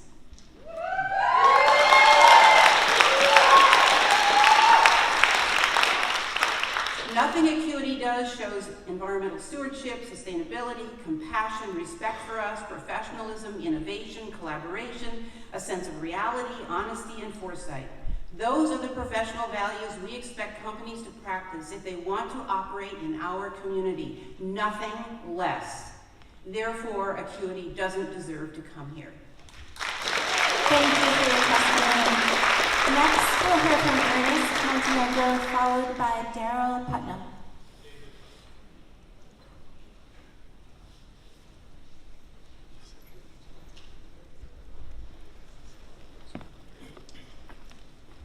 Hello, my name is Ernest Montenegro, and I'm a long-term resident of Claremont. And my wife and I moved here about 30 years ago, and at that point, there was a huge fight with an incinerator here in town, and we actually won that fight, and I'm hoping we'll win this fight. And the one thing that actually surprises me most about this whole meeting is that the tenacity of Acuity to continue to do what they're doing, knowing that we don't want them. And I admire that tenacity. Nonetheless, it's a bad idea. And like all bad ideas, they start out with the Disneyland kind of view of things, and this is nothing that Disneyland has anything to do with. So, thank you. Thank you for your testimony. Is Daryl Putnam here? I believe it's David Putnam. I'm sorry, David Putnam. Thank you. And after Mr. Putnam, we'll have Rob Walker. That's right, I've been called worse. David Putnam, Ward 2, Claremont, New Hampshire. I've been a businessman in Claremont for over 50 years. I've served on every board and commission in the city, plus some state responsibilities, except for the city council. When we heard the first application on the planning board, and we did a site plan visit for this facility, I was immediately struck by how little room there was to do this work. I know the turning radius of a payload. I know what it takes for dump trucks to come in and maneuver and dump their loads while payloaders are doing their work, shuffling the stuff the materials into railroad train cars. And an acre and a half just does not provide that amount of room at all. So it made me understand and believe that there would be compromises made with the site as they used it that would go against any permitting or regulations that we provided for them. So that's one of my biggest concerns is the site plan itself. When we looked at it from the zoning board, which I was a member of, they could not prove a hardship to us at all. As you know, the criteria for the zoning board is to prove a hardship. And you can't use financial loss as part of the hardship. The hardship has to be proven to show that if you aren't granted permission, more harm is done to the land. Well, in this case, the land would be preserved with the denial of the application. So we felt we were on good grounds with all the decisions that we made. And their appeals have now come to you to circumvent and go around the planning board and the zoning board and the administrative decisions that this city has provided. And it's rude, it's obnoxious, it's very upsetting, I guess. I'm upsetting so much I'm quivering inside because this just is not appropriate for them to think that they have a better idea of what they can do to us when we know what we can do for ourselves.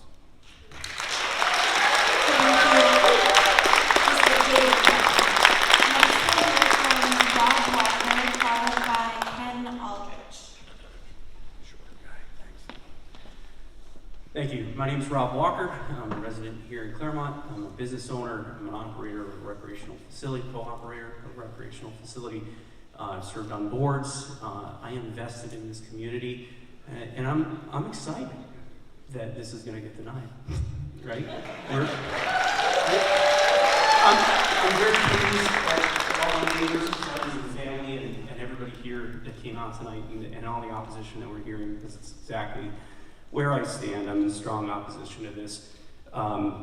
The use, not only for our roads and our air and our water, the proximity to the school, the 300-acre park that I love so very much, the visible watershed that's right there, it detracts from the brand of Claremont that we're trying to make. I think that a lot of us have put a ton of effort in, whether it's Sugar River Region residents working their tails off to make Claremont a better place. I think that the function and purpose of this is a 180-degree departure from years of effort of rebranding, right? So we've heard testimony about Wheelbrader and all the other things that we're trying to forget. We're not looking to go back. Claremont and the surrounding areas become associated with a specific brand. There's outdoor recreation. That's what I bring to the table a lot, and I stand on a rooftop and I scream it every day here. I think Claremont is poised to really break through on that brand, and this will hurt it. This region has recreational opportunities that are outdoors, and some of them very close. And I get it. As a business person, I see what's going on here. I see the financial driver, right, being right there on the rail line. They don't have that at their other locations. It's what they want.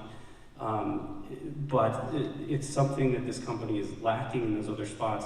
Unfortunately, the mitigation plan, I think, is laughable. We all do with the postage stamp size.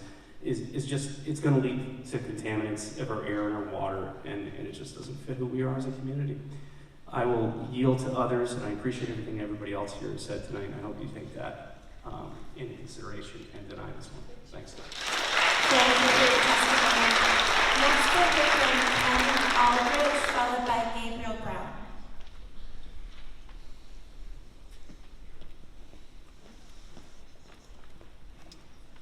Hi, I'm Ken Aldridge, Claremont, New Hampshire, 42-year resident, just a regular guy.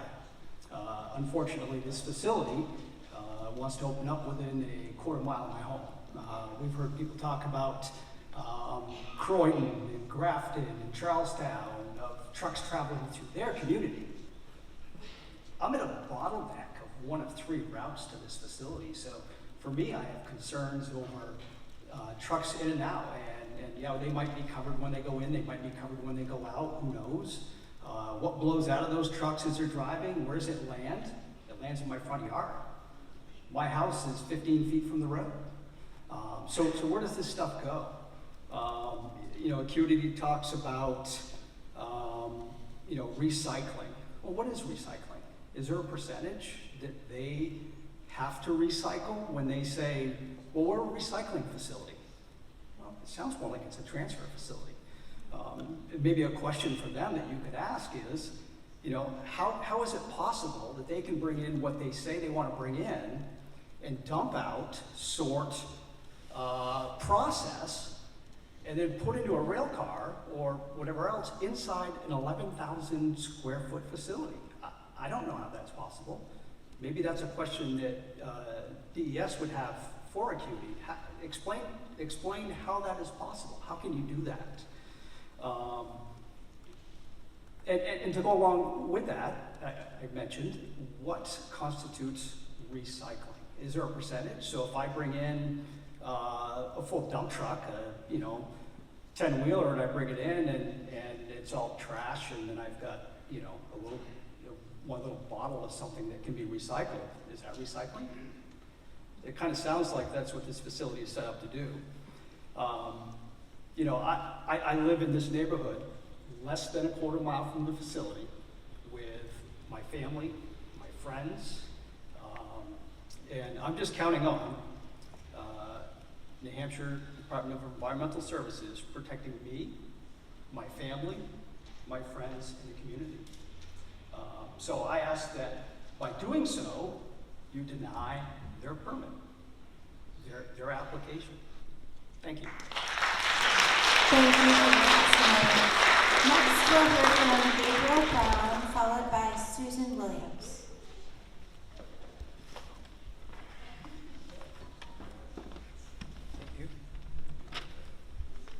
Hello, my name is Gabriel Brown. I live right here in Claremont. And so I would like to discuss the pollution that is coming in through Acuity's management company. So like we know, they will be bringing in 500 tons of toxic, demolition and demolition debris a day, 6 days a week. And this is located near residential homes on Maple Avenue and right near one of our own public schools. And this has potential to spread toxic chemicals such as mercury, lead, forever chemicals, dioxins, and other hidden contaminants. These chemicals have been known to cause effects such as cancer, reproductive harm, neurological issues, developmental delays, and the list goes on. This will lead to I have a big issue with our children at this point, because our children are our future. And if we bring this in, then we are going to cause our children to be sick, and we're going to have a sick Claremont. We cannot have that. I am currently 16 years old, and this is my future. I can't live here if this is going to happen in our country, in our city, sorry. And something that could happen is that they could get a disorder that I currently have, which is autism, which is a neurological disorder that's brought by environmental factors. If Acuity company is allowed to bring toxic waste to Claremont, our children, our citizens, will be at risk for these illnesses. I implore the state of New Hampshire to turn down Acuity's request to expand their recycling facility to add toxic building materials within our city. Thank you for your time.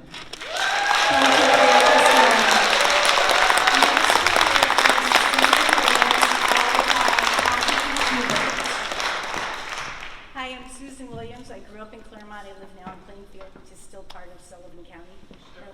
And I want to thank you very much for hearing our testimonies and our concerns about this project. I fully understand why a company would be interested in this site, the railroad station. But from a community point of view, it makes absolutely no sense. I'm going to echo what many people here have said before me, that this 1.5 acre site cannot possibly responsibly handle the volume of waste that's proposed with this project. I'll echo again the porous soil here. It's extremely porous. Any wastewater not captured is going to go down into the ground, into an aquifer that Claremont uses, and eventually to the Connecticut River. I'm going to echo the concern about toxic materials. We say nothing toxic is in it. This is, after all, the sorting facility. This is where we're going to find out that there is actually asbestos amongst this. It's not pre-screened, it's sorted here. Here is where we'll find it out. And I'm concerned about these airborne particles floating over to Maple Avenue neighborhood, into the school. It's just an inappropriate place. And I also want to question whether all the waste is coming from New Hampshire. I don't see anything in the proposal that limits out-of-state construction and demolition debris. And I don't think Claremont should get saddled with handling other states' materials. They should find appropriate sites within their own state. And I could continue on with all the deficiencies of this site, which you've heard from numerous people. But I'll just conclude with something that keeps running around in my head, which is the question, how the heck did this permit get this far?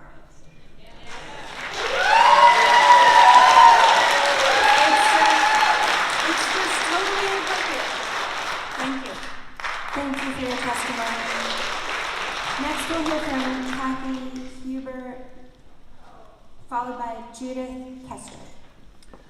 Thank you. Thank you for coming this evening. My name is Kathy Huber. I live in Newport, New Hampshire, and I have a very scratchy voice. Sorry. Acuity's current plan may be to ship residual waste out of state, but in my nearly 3 decades involvement with waste issues in New Hampshire, one fact remains clear. Residual waste handled by private industry will always flow to the cheapest tipping fee. And there is apparently no mechanism in the permit to prevent this. Over the years, this has led to a severe decline in New Hampshire's landfill capacity, which costs us. As out-of-state waste has flooded our sites, at one point, nearly 60% of the trash in our landfills came from outside of New Hampshire. A shocking and unacceptable reality as recognized now by our government. Claremont and Sullivan County have chosen a different path.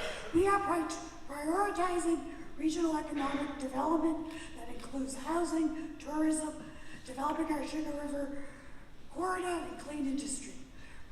This proposal runs counter to this vision. Acuity is attempted to turn Claremont and the region to their personal profit solution.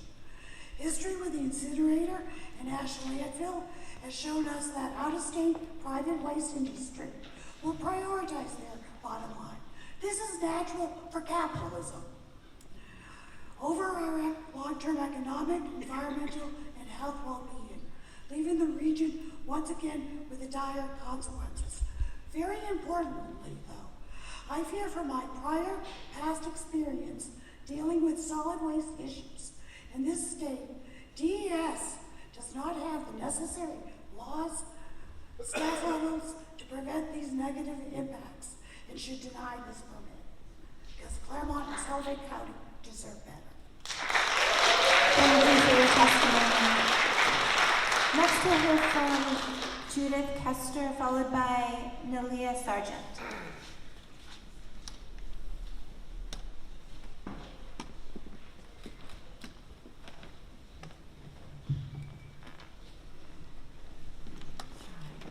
I am Judith Coster, and I am a member of A Better Claremont, a group of people that came together 6 years ago, like-minded, wanting to keep Claremont a prosperous, economically successful, healthy, wonderful place for our children to grow up in and for us to live in.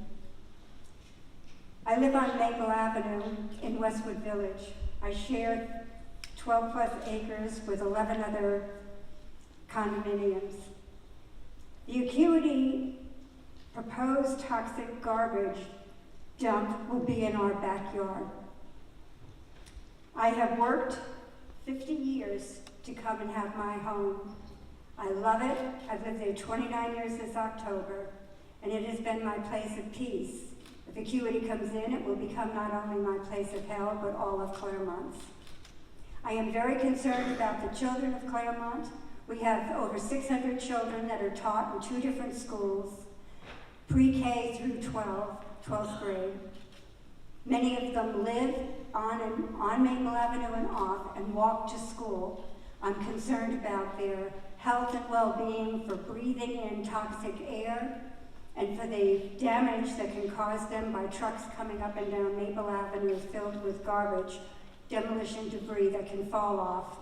I worry about their future and their health. If Acuity is allowed to come in, then where we live in Maple Avenue, West Claremont, will we become the canary in the mine? As our health goes, so goes the rest of Claremont. The westerly wind will take it right through. I am very concerned that Acuity, who has heard no again and again over these last 6 years, seems to not understand. Which is it that you don't understand, the N or the O? We do not want Acuity in this town. We want to have a healthy, happy, prosperous place to live. I wonder who has the right to make decisions about whether Claremont citizens have clean air and water, whether we are sick or well, alive or dead. Who owns Claremont? Not the state of New Hampshire, not any of the governing bodies, nor the governing bodies of Claremont, and certainly not Acuity. So who owns the city of Claremont? We do, the citizens of Claremont, own our city. We came here to do what we want. We would like you to deny Acuity. If you want I would like you to know how we all feel, because you came here to hear our thoughts. If you do not want Acuity in this city, yell no now. No! And no is a complete sentence. Thank you so very much. Thank you for your testimony. Next, we'll hear from Nelia Sargent, followed by Susan Lawrence.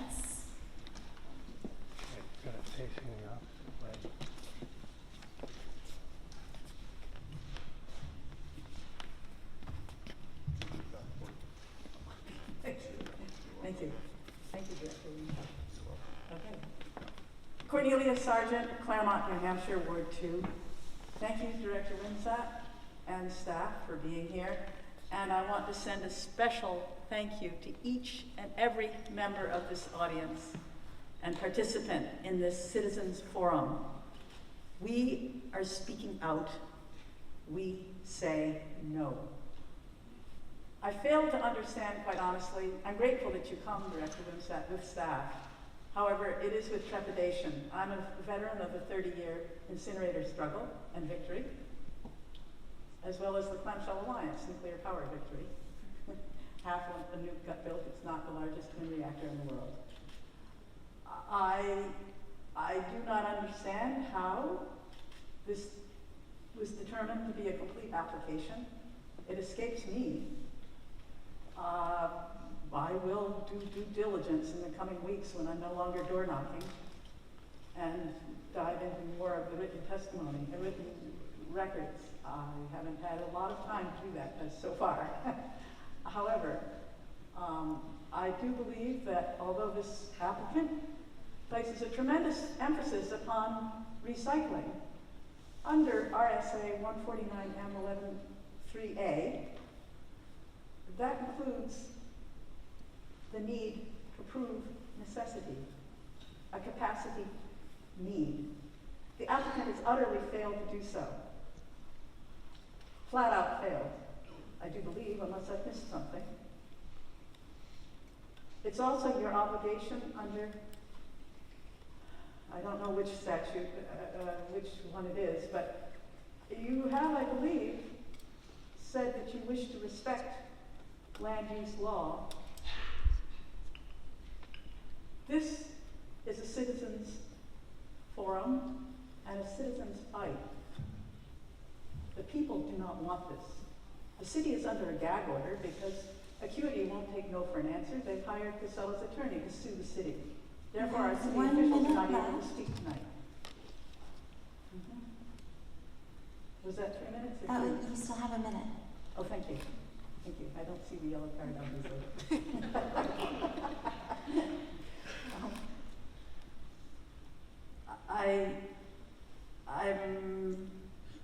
And I do want to say that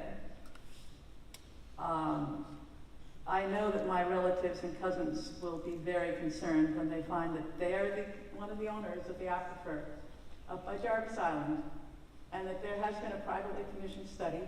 We have one of the 200 most valuable sites in the entire Northeast region. This is privately documented. It's still private information. I guess I'm making it public tonight. We have one of the 200 most valuable sites in all of the Northeast, according to the Native Plant Trust, which is formerly the New England Wildflower Society. One of the 200 most valuable sites to protect and preserve for a chance of biodiversity and climate change. And your time is up, so if you could wrap up, thank you. Yep, thank you. I will be submitting written testimony. Thank you for your testimony. Next we'll hear from Susan Lawrence, followed by Eileen Skorowski. I want to thank everybody here. I'm Susan Lawrence, and I used to be your representative in Ward 1. I live in Unity, just a stone throw over, and I live next to a road. Pollution, yeah. The thing is this is, I think, about a bait and switch. I think the application is not complete. Okay, we're focusing on this half-acre little piece of land, but this whole business starts at every building that's being torn down.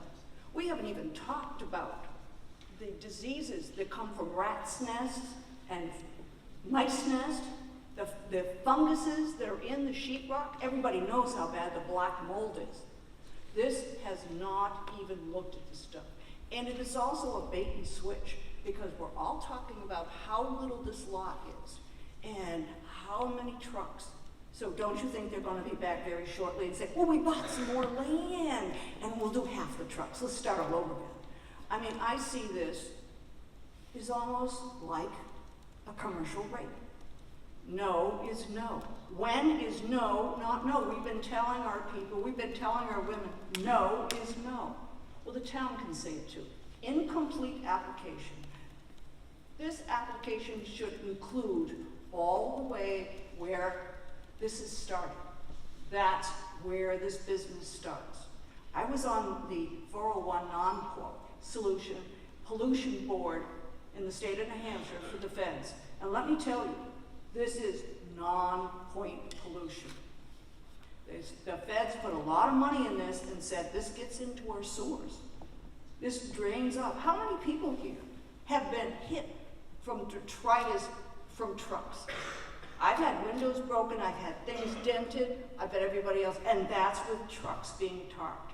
This stuff is going to be finer. This is going to be bacterial. This will be viral. There is no containing it. This needs to be on-site used. Thank you very much. Continue saying no, and thank you for all your research. I appreciate it.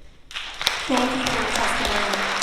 Next, we'll hear from Eileen Skorowski, followed by Connor Fulmer.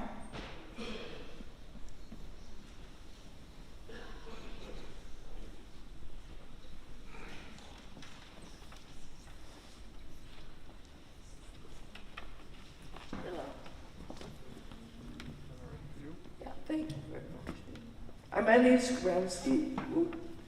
I live on very, very close. I'm from Connecticut originally, and I've been here for a long time.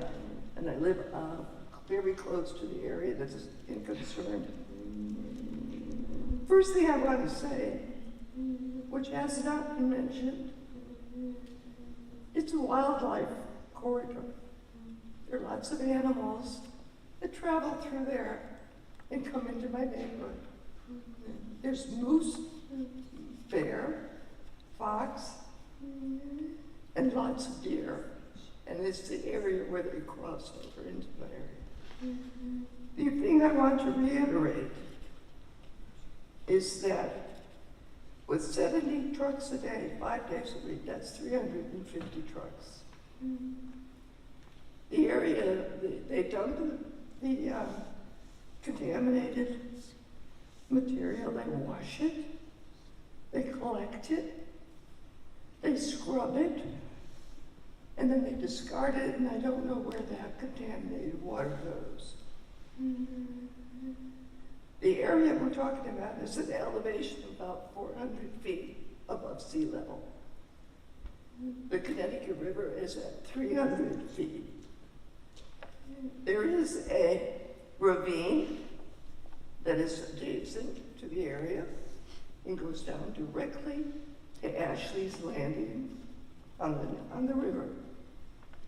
So not only is there contamination here, with the possibility of overflow of contaminated water, it really affects the river and everything in the river. So it's not just Claremont we're talking about. Please deny the permit.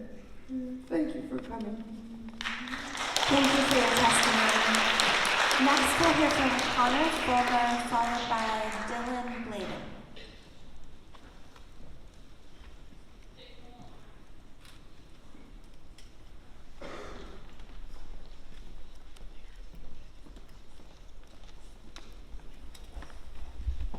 Hello, I've never used the microphone before. My name is Connor Fulmer. I live here in Claremont and I go to Stevens High School. I'm 17 years old. I heard about this meeting from my science teacher, Mrs. Leslie Peabody, and her husband spoke earlier today. Her classes have really touched my heart. I took environmental science with her and I learned about a horrifying case, the DuPont case, and I'm sure that many of you have heard about it, and I'm very nervous right now, you can see it. But I was so confused and scared because I couldn't comprehend how a company would not care about its citizens where it is. And I was not born here. I came from a very out of nowhere place in Arizona called Chino Valley. We had a visit there quite a few years ago, and all the wildlife is disappearing because of human impact. This land is not ours. Just because we all have a brain and a personality and we have hands and fingers does not mean that we own the land that we stand on. We need everything around us. The water, the air, the animals, the land, it is ours and we all share it. Whatever happens here in Claremont will happen everywhere else. I understand that recycling is a very difficult process because we as humans are so intelligent and we have figured out many different ways to do things. And I know that it is not a simple process, but we cannot do it here. Hurt our children, your grandchildren, you as people, you deserve to live longer. And I have here the things that other people have said about what could be contained in here, forever chemicals and mercury and lead and formaldehyde. All those things have lifelong conditions that will impact us greatly. We cannot get rid of it. We need to know, when does this end? We've been saying no for forever. Why won't they answer us? Why won't they take no as an answer? Why do they think they can come here and do all of this to us? When does it end? How many other companies will come here and do this to our land? We deserve to be safe here. I don't want the land disappearing. We have a drought.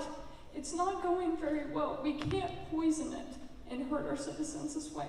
So I ask you to please listen to everyone in this room and deny this application. Thank you. Thank you for your testimony. Next, we'll hear from Dylan Bladen, followed by David Burke. Hi, my name is Dylan Bladen. I'm a resident of Charlestown, and I'm currently the on-site foreman at American Recycling. We don't currently take toxic demolition waste, and there's no plans on taking toxic waste. I've worked for these guys for a long time. When they started, this place was a mess. They cleaned up an underground oil tank, barrels of waste that needed to be discarded. They paid to take care of it all. And from what I'm seeing, they're going to do the best thing they can environmentally with this new property. People have come in and they say that our piles are kept very, very small. That is because we don't bring material into stockpile. It comes in so that we can get rid of it and get it out of the state. Currently, a lot of this C&D winds up in landfills in New Hampshire. Why wouldn't we take out the recyclable materials, recycle what we can, and send the rest somewhere else that wants to handle it better than we can? That's about it, but thank you. Thank you for your testimony. Next, we will hear from Deacon Burdick, followed by James Contois.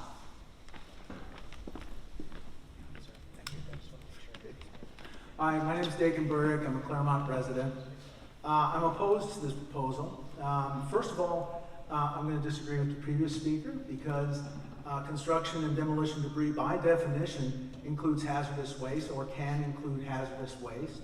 I think the company's original claim was really disingenuous at best at the start of this hearing, and that worries me.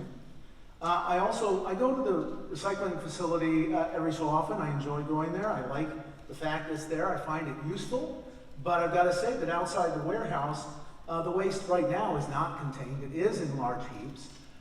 Even on a good day, those heaps are pretty big. And if you have a lot more material coming in, it's just going to be larger. I can't see how they're going to be able to contain it. Also, I'm going to reiterate what the school board has said, and that is that there's going to be increased traffic, not only down Broad Street and South, but also Pleasant, and then perhaps out Maple as well. We already see that right now. Trucks, originally when this route was declared a truck route, they were not supposed to go south. They were supposed to be routed out to the west side of town. But routinely, they don't follow that. They go straight down Broad Street. They go past 2 schools, and now they're going to go past 3 schools. That worries me as well. Also, I happen to live on that route as well. And it's probably not as important as protecting our children, but the roads are in bad shape. They're going to get only worse. And I can say right now that everybody, sorry, but East Pleasant will be closed next Monday because my sewer has been crushed by increased truck traffic, and they're going to have to close down the street for a day to repair it. Luckily, it won't cost the city anything. It's going to cost me $13,000, but it won't cost the city anything. So, for all of these reasons, I'm opposed to this proposal. Thank you. Thank you for your testimony. Next, we'll hear from James Contois, followed by Cody Raymond.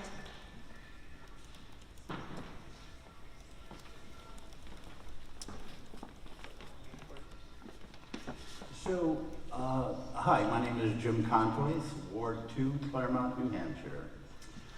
I was flabbergasted, and I deviate now from my prepared statement, because when Novus spoke, I hadn't heard that much of a fairy tale since I was a kid. Everything they said was not true. And then Peter spoke, and Peter spoke untruths. Logic would indicate that we should not be here this evening. And the New Hampshire Department of Environmental Services should have closed the door on this re-permitting of an old, outdated recycle center long ago. Acuity wants to turn this small mom-and-pop recycling center into a massive construction and demolition facility. In 2019, I read an article by Patrick O'Grady in the Valley News. and it talked about this new facility.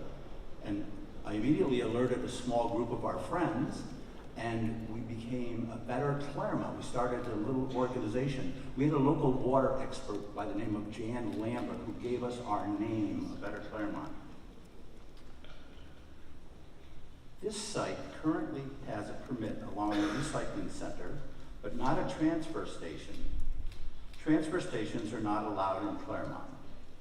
Now, the things I want to tell you now, I am so happy that since 2019, when we've been ringing this bell, that everybody tonight has covered. All of these points are covered. The property is only 70 feet wide on 1 acre. The required setbacks are 50 feet. The lot is so small that an 18-wheeler can't turn onto the property. A transfer station in Epping, as we've heard before, operates on 75 acres. They take in 500 million pounds a year. This place wants to take in 312 million pounds a year on a postage stamp. This huge amount of waste is going to arrive on 77 trucks a day. These trucks will mostly come from out of state. They will travel through our region to get to Claremont. The toxic waste will be within 1,000 feet of the school. I measured on a map. That's where that figure comes from that we constantly use.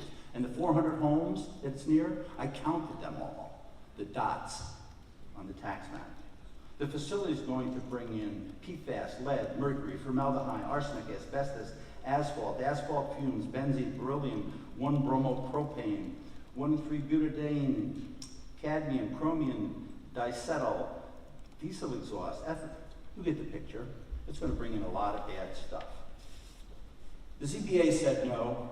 The City Council said no. The Conservation said no. The Commission said no. Yes. In 2024, all of our New Hampshire House representatives said no. And tonight we've got some of our new representatives saying no. DPW has issued a letter telling us how bad the destruction will be to the roads. And to make matters worse, there's a lawsuit. They've sued the city now because they don't like the decision. And it's currently on a stay in Hillsborough Superior Court. We request you deny. Thank you for your testimony. Next we'll hear from Cody Raymond, followed by Vincent Fraser.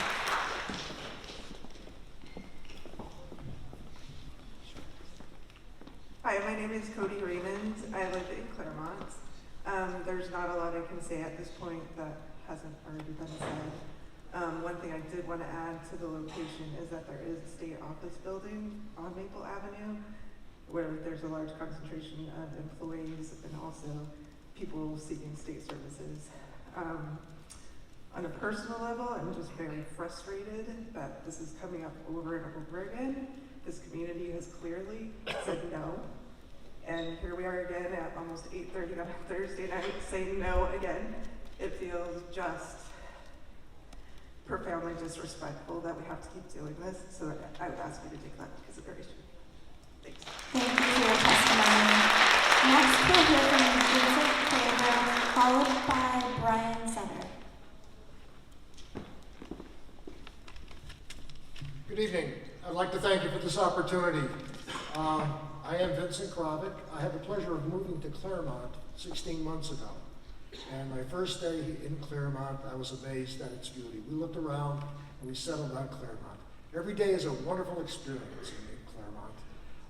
With the snow, we see the footprints from the foxes and the reindeer and the moose and things like that, and it's really a joy. In Fairfield County, we have nothing like this. What we have is a lot of pollution, and I mean that on a true statement. I-95 is running through the area. You've got Mirror Parkway. You have all this high-density pollution. And where I'm going with this is, I just want to quote a wise woman, the president's wife, Ronald Reagan's wife, okay? And she came up with just 3 words: just say no. There's no benefit from this. You're not going to go forward. You're going to be dragged backwards. My background is engineering. I worked on military submarines, all different types, and contaminations and things like that.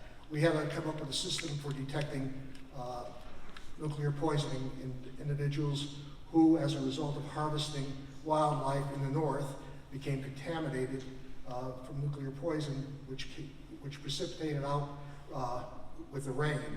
And it affected the animals, and they harvested the animals, and villages were exposed to this. So we had to come up with a system for testing these people on the field. So it's not a good deal. Lawrence Livermore Lab in Long Island, okay, what are they known for? That whole area is known for the highest breast cancer rate in the country. And I don't want Claremont to go there. What happened was a containment vessel for the nuclear water cracked, got into the aquifer, okay? We don't want to be, Claremont does not want to be known for that. This is not a good path. Again, just so you know. Thank you for your testimony, Mr. Frederick. Next we'll hear from Brian Sutter, followed by Sharon Francis. Good evening. My name is Brian Zutter. Thank you, members of New Hampshire DES and fellow community members. I testify tonight as a resident of Claremont, not a city councilor. I'm the president of the Arrowhead Board of Arrowhead Recreation Club, a volunteer-run organization that operates Arrowhead Recreation Area, right here in Claremont. Arrowhead's a beloved community resource, providing year-round outdoor recreation, including skiing, snowboarding, tubing, hiking, and mountain biking. It serves as a hub for families, outdoor enthusiasts, and visitors, contributing to the quality of life and economic vitality of our city. I stand before you tonight in strong opposition to the permit application for the changes to the solid waste collection, storage, and transfer facility at 43 Industrial Boulevard. This proposal raises serious concerns about the transportation and handling of construction and demolition debris, which will have lasting negative impacts on our community. First, the increased transfer of C&D waste on our city roads will accelerate road deterioration, leading to costly repairs that burden taxpayers. Heavy traffic, particularly from waste-hauling vehicles, will damage our infrastructure and create safety hazard for residents, including pedestrians and cyclists. More alarming is the potential release of asbestos, toxic chemicals, and other hazardous materials into the air and water. This site is near schools and residential neighborhoods, putting families, children, and vulnerable population at risk to expose to harmful contaminants. This is not just an environmental issue, it's a public health crisis waiting to happen. Additionally, I have serious concerns about whether the required setbacks will be met. Regulations are in place to protect the community, and failure to adhere to those standards compromise our safety and well-being. Without clear and enforceable assurances, the project will not go forward, should not move forward. Claremont's a community of the values, outdoor recreation, natural beauty, and health environment. Arrowhead Recreation Area is a testament to that, serving as a space where families and individuals can enjoy the outdoors. A waste transfer facility of this nature is entirely misaligned with the character of this city and the vision of what we have for the future. I urge you to reject this permit application to protect our roads, our environment, and the health of our community. Thank you. Thank you, Mr. Zutter. Next, we'll hear from Sharon Francis, followed by Matt Bean. Okay, thank you. Next, we'll hear from Matt Bean, and then we will go to Kirk Frost. Is Matt Bean here? Oh, well, I hear that Matt Bean left, so hopefully he'll submit some written testimony to us. Next, we'll go to Kirk Frost.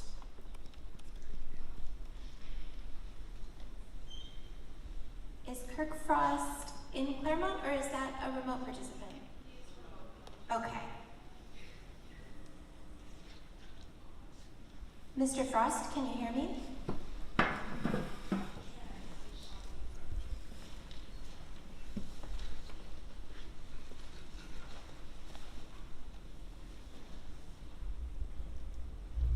Mr. Frost, can you hear me? If you can you unmute yourself, please? Oh, my mic is enabled now. Can you hear me? We can hear you, thank you. Please begin by stating your name. Oh yeah, my name is Kirk Frost. And, you know, when I first saw the application, I thought it was a great idea. You know, the whole idea about recycle. When I called up NHDES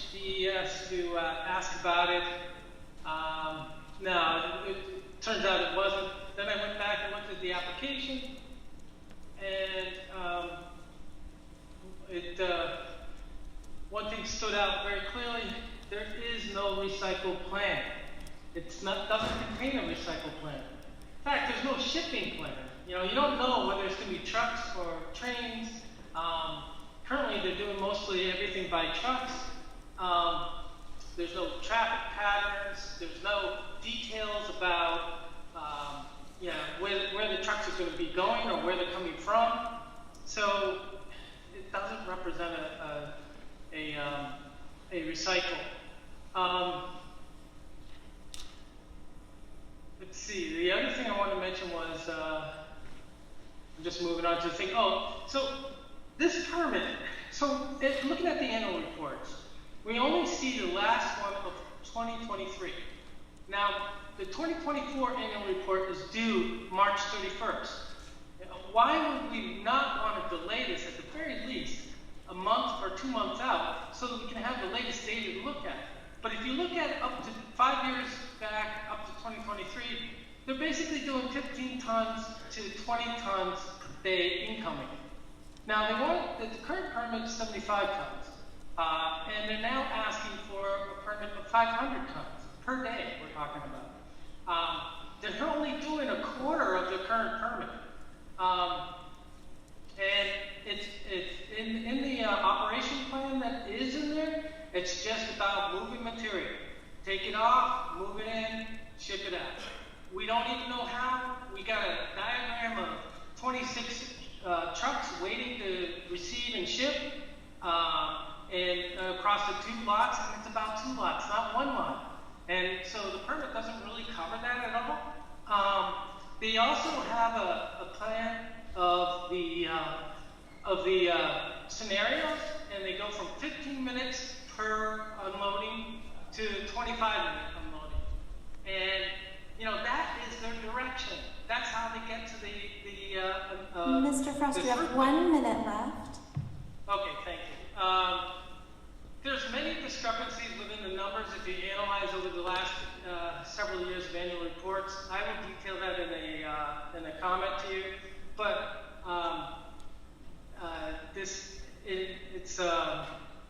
and also DES is still looking for costs from an unaffiliated outside company for the how to decommission the site. There's a lot of holes in this, and frankly, as someone else mentioned, how could it get to this point? It really shouldn't be at this point yet. It should be denied or thrown back to them and say, give us a real recycle plan. I'm all for recycling. Thank you. Thank you for your testimony. Next, we will hear from Jackie Elliott remotely, followed by Ron Mitchell. Have we got Jackie on our audio? Can you hear me? Yes. Please begin by stating your name. Yes, I'm Jackie Elliott. Claremont was my home for more than 40 years and where I raised my family. I now live in Waterboro, Maine. DES has the authority to deny Acuity's application for this permit modification, and that should be the outcome of this public hearing tonight. Deny the permit modification application. This evening you have heard the community powerfully articulate why the DES must use its authority to deny this permit application.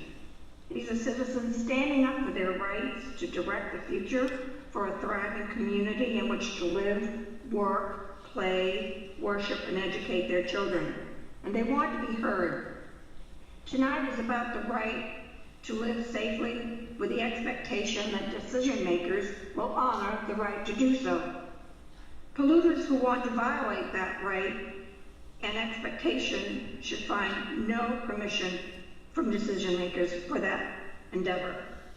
Jots and tittles are what permitting decisions are founded upon, but they are the wrong points to begin. Because jot and tittle decisions are really about how citizens get to live their life and experience it. And the quality of that life and the safety of that experience. These jot and tittles are a matter of rights. And this hearing is also about people who get to make the decisions impacting the citizens they represent. DES has a basis to deny Acuity's permit modification application. Local and appointed decision makers have spoken loudly on this issue. The city code does not allow what Acuity is proposing. DES has a requirement to consider that. Residents have spoken clearly and repeatedly. No is a complete sentence, as you have already heard this evening. Acuity Ms. has Elliott, you have 1 minute left. All right, thank you. Claremont residents have a right to clean air, safe water, and the right to live in their neighborhoods and send their children to schools free from the assault of toxic pollution. Acuity has no inherent right to pollute the community. DES must deny this permit application. Thank you very much. Thank you for your testimony. Next, we'll hear from Ron Mitchell remotely. Do we have Ron Mitchell on the audio? Mr. Mitchell? Yes, can you hear me? Yes, we can hear you. Please begin by stating your name. My name is Ron Mitchell. I'm in Ward 2 here in Claremont, and I want to thank everybody for listening and everybody for coming in support of denying this application. A lot has been said, and I'll repeat a little bit of it, but I think the most important thing is that the gentleman representing the DES started off this meeting by saying that part of the mission is to protect the environment and the people, and that should be held in the forefront of this decision. The application that was provided is intentionally vague, lack of details, so that they can't be held accountable for things that may come up. For instance, they say they are not going to allow hazardous materials, but they can't control that. They can't guarantee that. The wild card is the people sending the demolition materials and things like that. And we all know that I'm just going to focus on one, and that's asbestos. Okay, that's activated, and it's mostly dangerous when it gets down into particulates and airborne. So the construction site is going to demo a house, load it into a truck. I think Mr. Udier went through the process of how it... Mr. Mitchell, you have 1 minute left. Yep, how it gets to the final transfer station.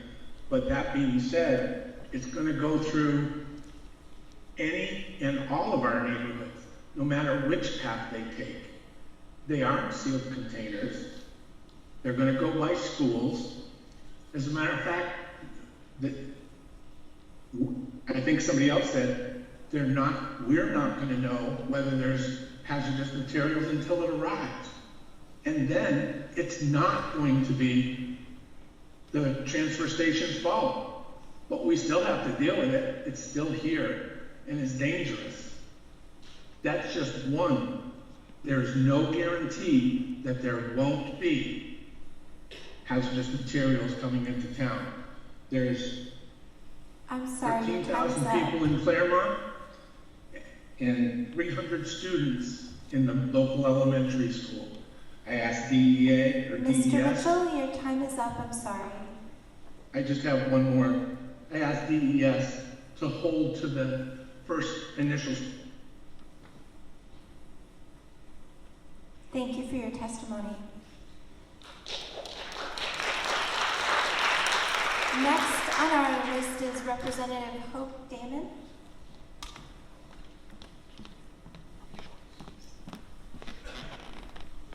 Hi, I'm back. I am still State Representative Hope Damon, half of Sullivan County, give or take. I want to first of all thank the DES team for a very respectful, organized process, and particularly for including remote testimony for those who would have found it unmanageable to get here. You really have done very credit to the way state government should work. And I want to ask, please, that there be a 45-day comment period subsequent to this. It's clear that this is of great importance to both Claremont and the broader community, and we would respectfully appreciate an extended comment period.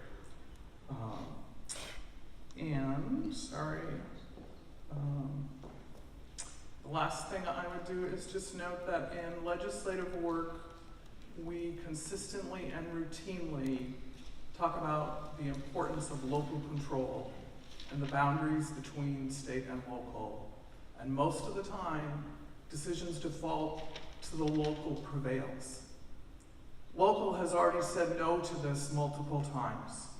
So I really hope that our New Hampshire value on local control is respected by DES. Claremont, you should be proud, and Sullivan County, I'm proud to be part of this. This was really pretty impressive. Thank you.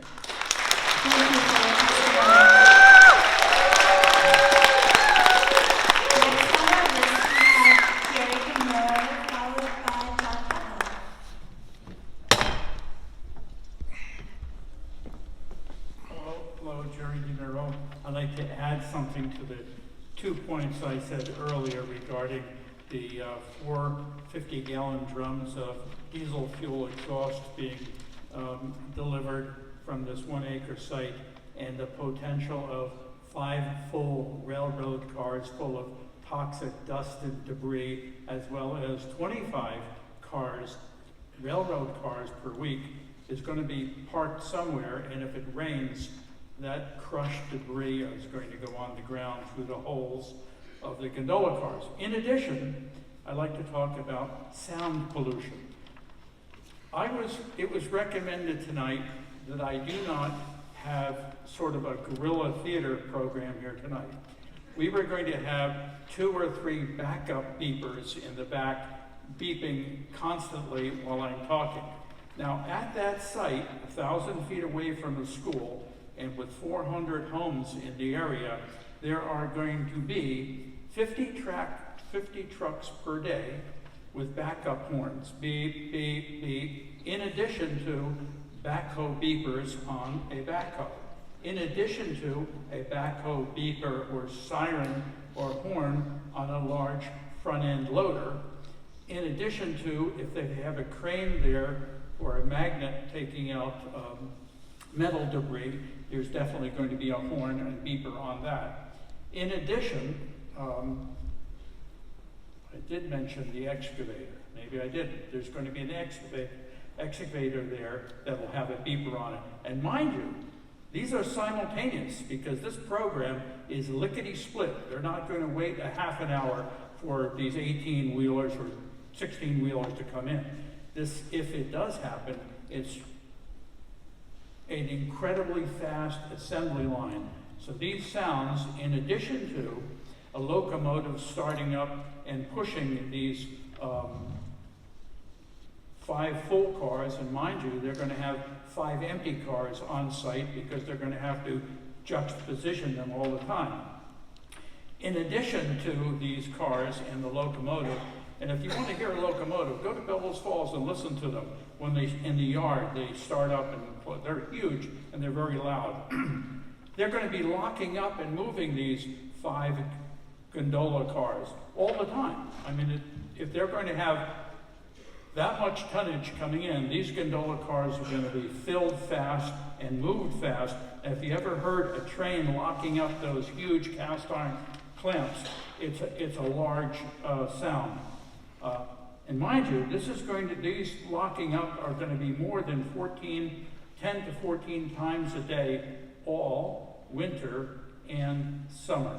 So this is important to realize and thank you for denying this application, which will also lower real estate values. Thank you. Thank you for your testimony. Next, we'll hear from John Putnam.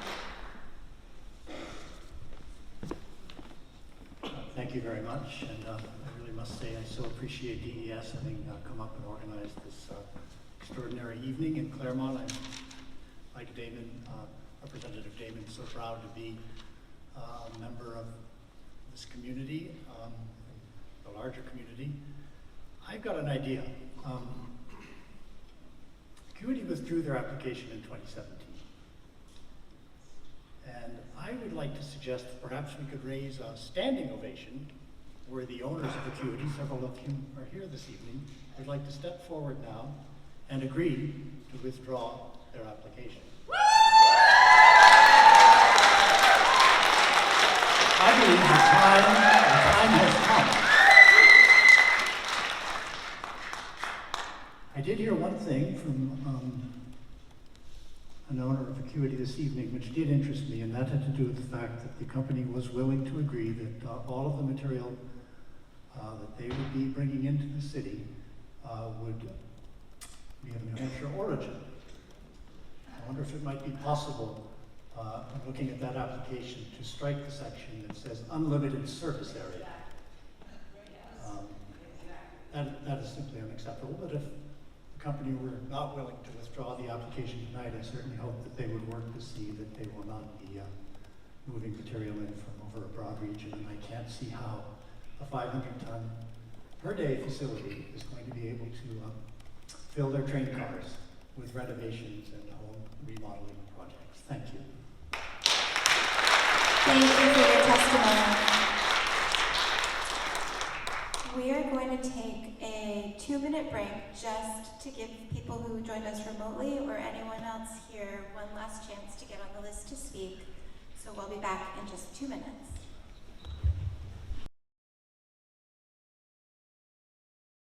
Wait 1 minute while folks take a seat and settle down.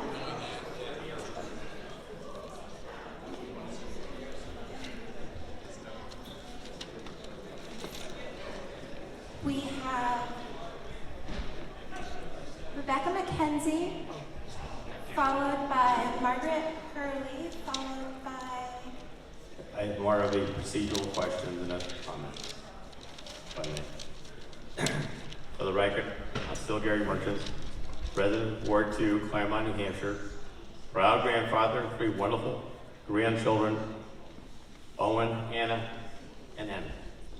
But my question to you, as an agency, there is a list of speakers tonight. When will that list be made available on the website so we can have a list of who spoke tonight? That's the question. So it's a procedural question of when that information will become available. Thank you. Thank you for your question. And that is a great question. We're going to need to check with our folks back at the office about how quickly it can get up online. So, could you make sure that Sam in the back has your email address and we can send you the information? I will, thank you. Thank you so much.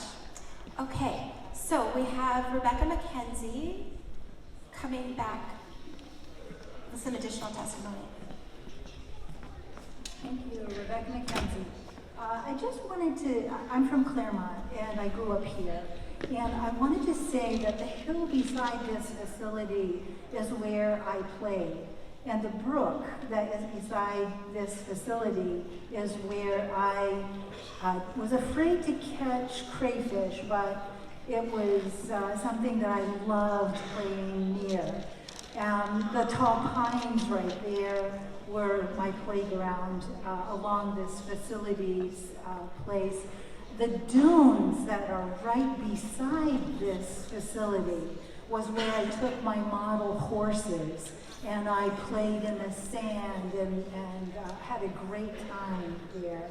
So I have some other testimony written, but I'm going to present that to you otherwise. But I just want to emphasize that the hill there that I played on, in the summertime I rode cardboard boxes down that hill. And in the wintertime I sled down that hill. So this is a neighborhood that has so much life and love in it, and it needs to be preserved for the families. The 400 homes that are in that area need that preservation that you can provide by denying this toxic, massive C&D facility. So thank you very much. Thank you for your testimony. And next we're going to hear from Margaret Hurley, followed by Nelia Sargent. Very quickly, a couple of questions. I have a question and I have a statement. Up to 30% of all semis have brakes that are no good. So we're going to have these big, heavy trucks barreling through areas where there are lots of children and maybe dogs getting loose and so on. And a fair number of them will not have brakes that will allow them to stop quickly. So I think that's another safety issue. And then there was a question about the current operation that's going on and how well that's being monitored and you know, what the pollution is right now that's happening. We don't know. I mean, these are all questions. We don't really know what's happening. So how would we know if this thing went into operation, what was really happening? Who's going to monitor it? We're not going to go down there every day and watch. Okay? Thank you. Thank you. And we have Nelia Sargent next.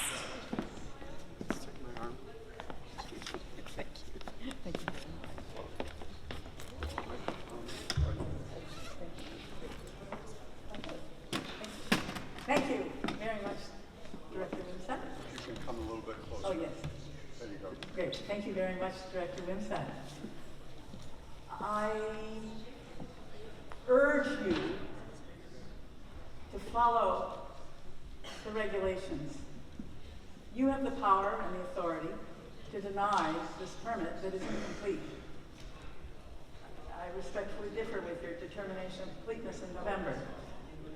And if you do not, I remind each of the audience here that under Environmental Solid Waste Rule 305.04B, that no DES permit is valid until all local, federal, state, and local approvals are granted. Please do not put this pressure on our local officials. I can't imagine the pressure they will be under with a multi-million-dollar profit motive behind backdoor deals. You have the power and the authority to stop this now. The community does not want this.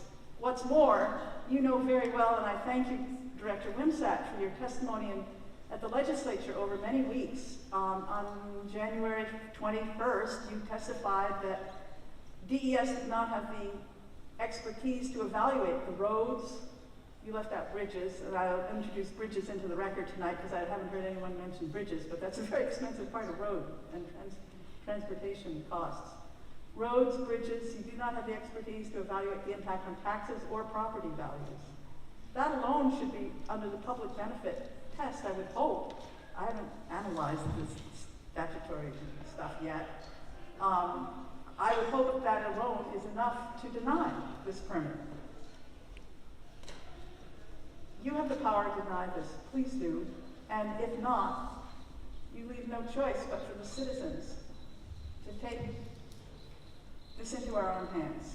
We don't want to go there. You are our authority who can defend and protect us and protect home rule, local control. This is about local control. That's the essence of this struggle. Thank you. Thank you. Thank you for your testimony. And next we have Troy Putnam.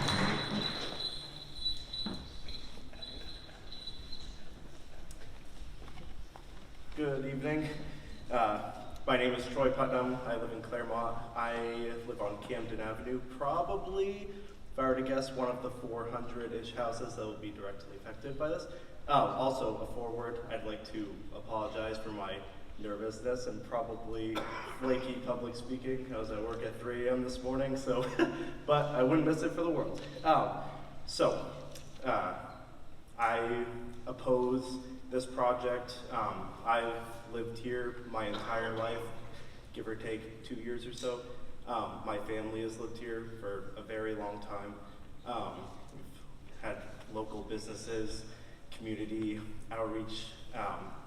My grandmother that was mentioned earlier, Jan Lambert, has had a huge, basically dedicated her life to, keeping water clean and environmental efforts across our area and the country and other countries even.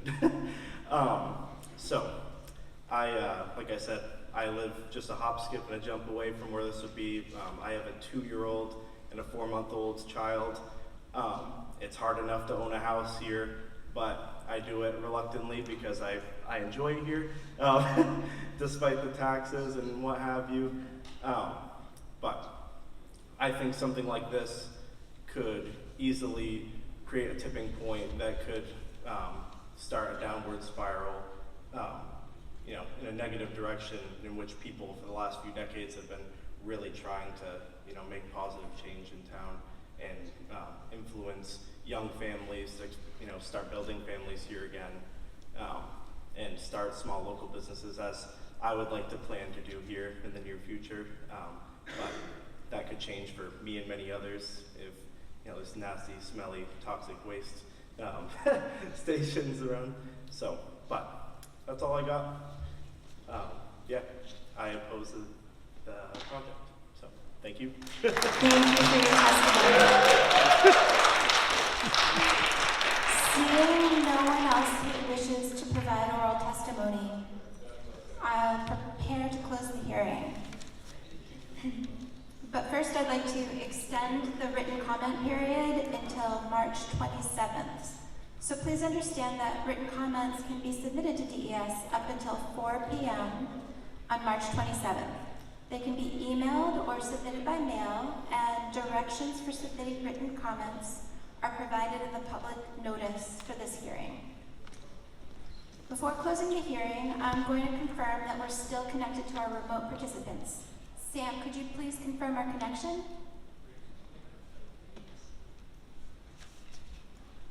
Sam has confirmed our connection. Thank you. Thank you, everyone, for taking the time to participate in this public hearing. Being able to hear your thoughts and concerns is essential to our permit decision-making process. And over the coming weeks, we'll be carefully considering everything that we've heard here tonight.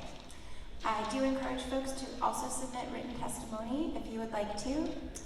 And I will hereby close this hearing. The hearing is closed at 9:02 p.m.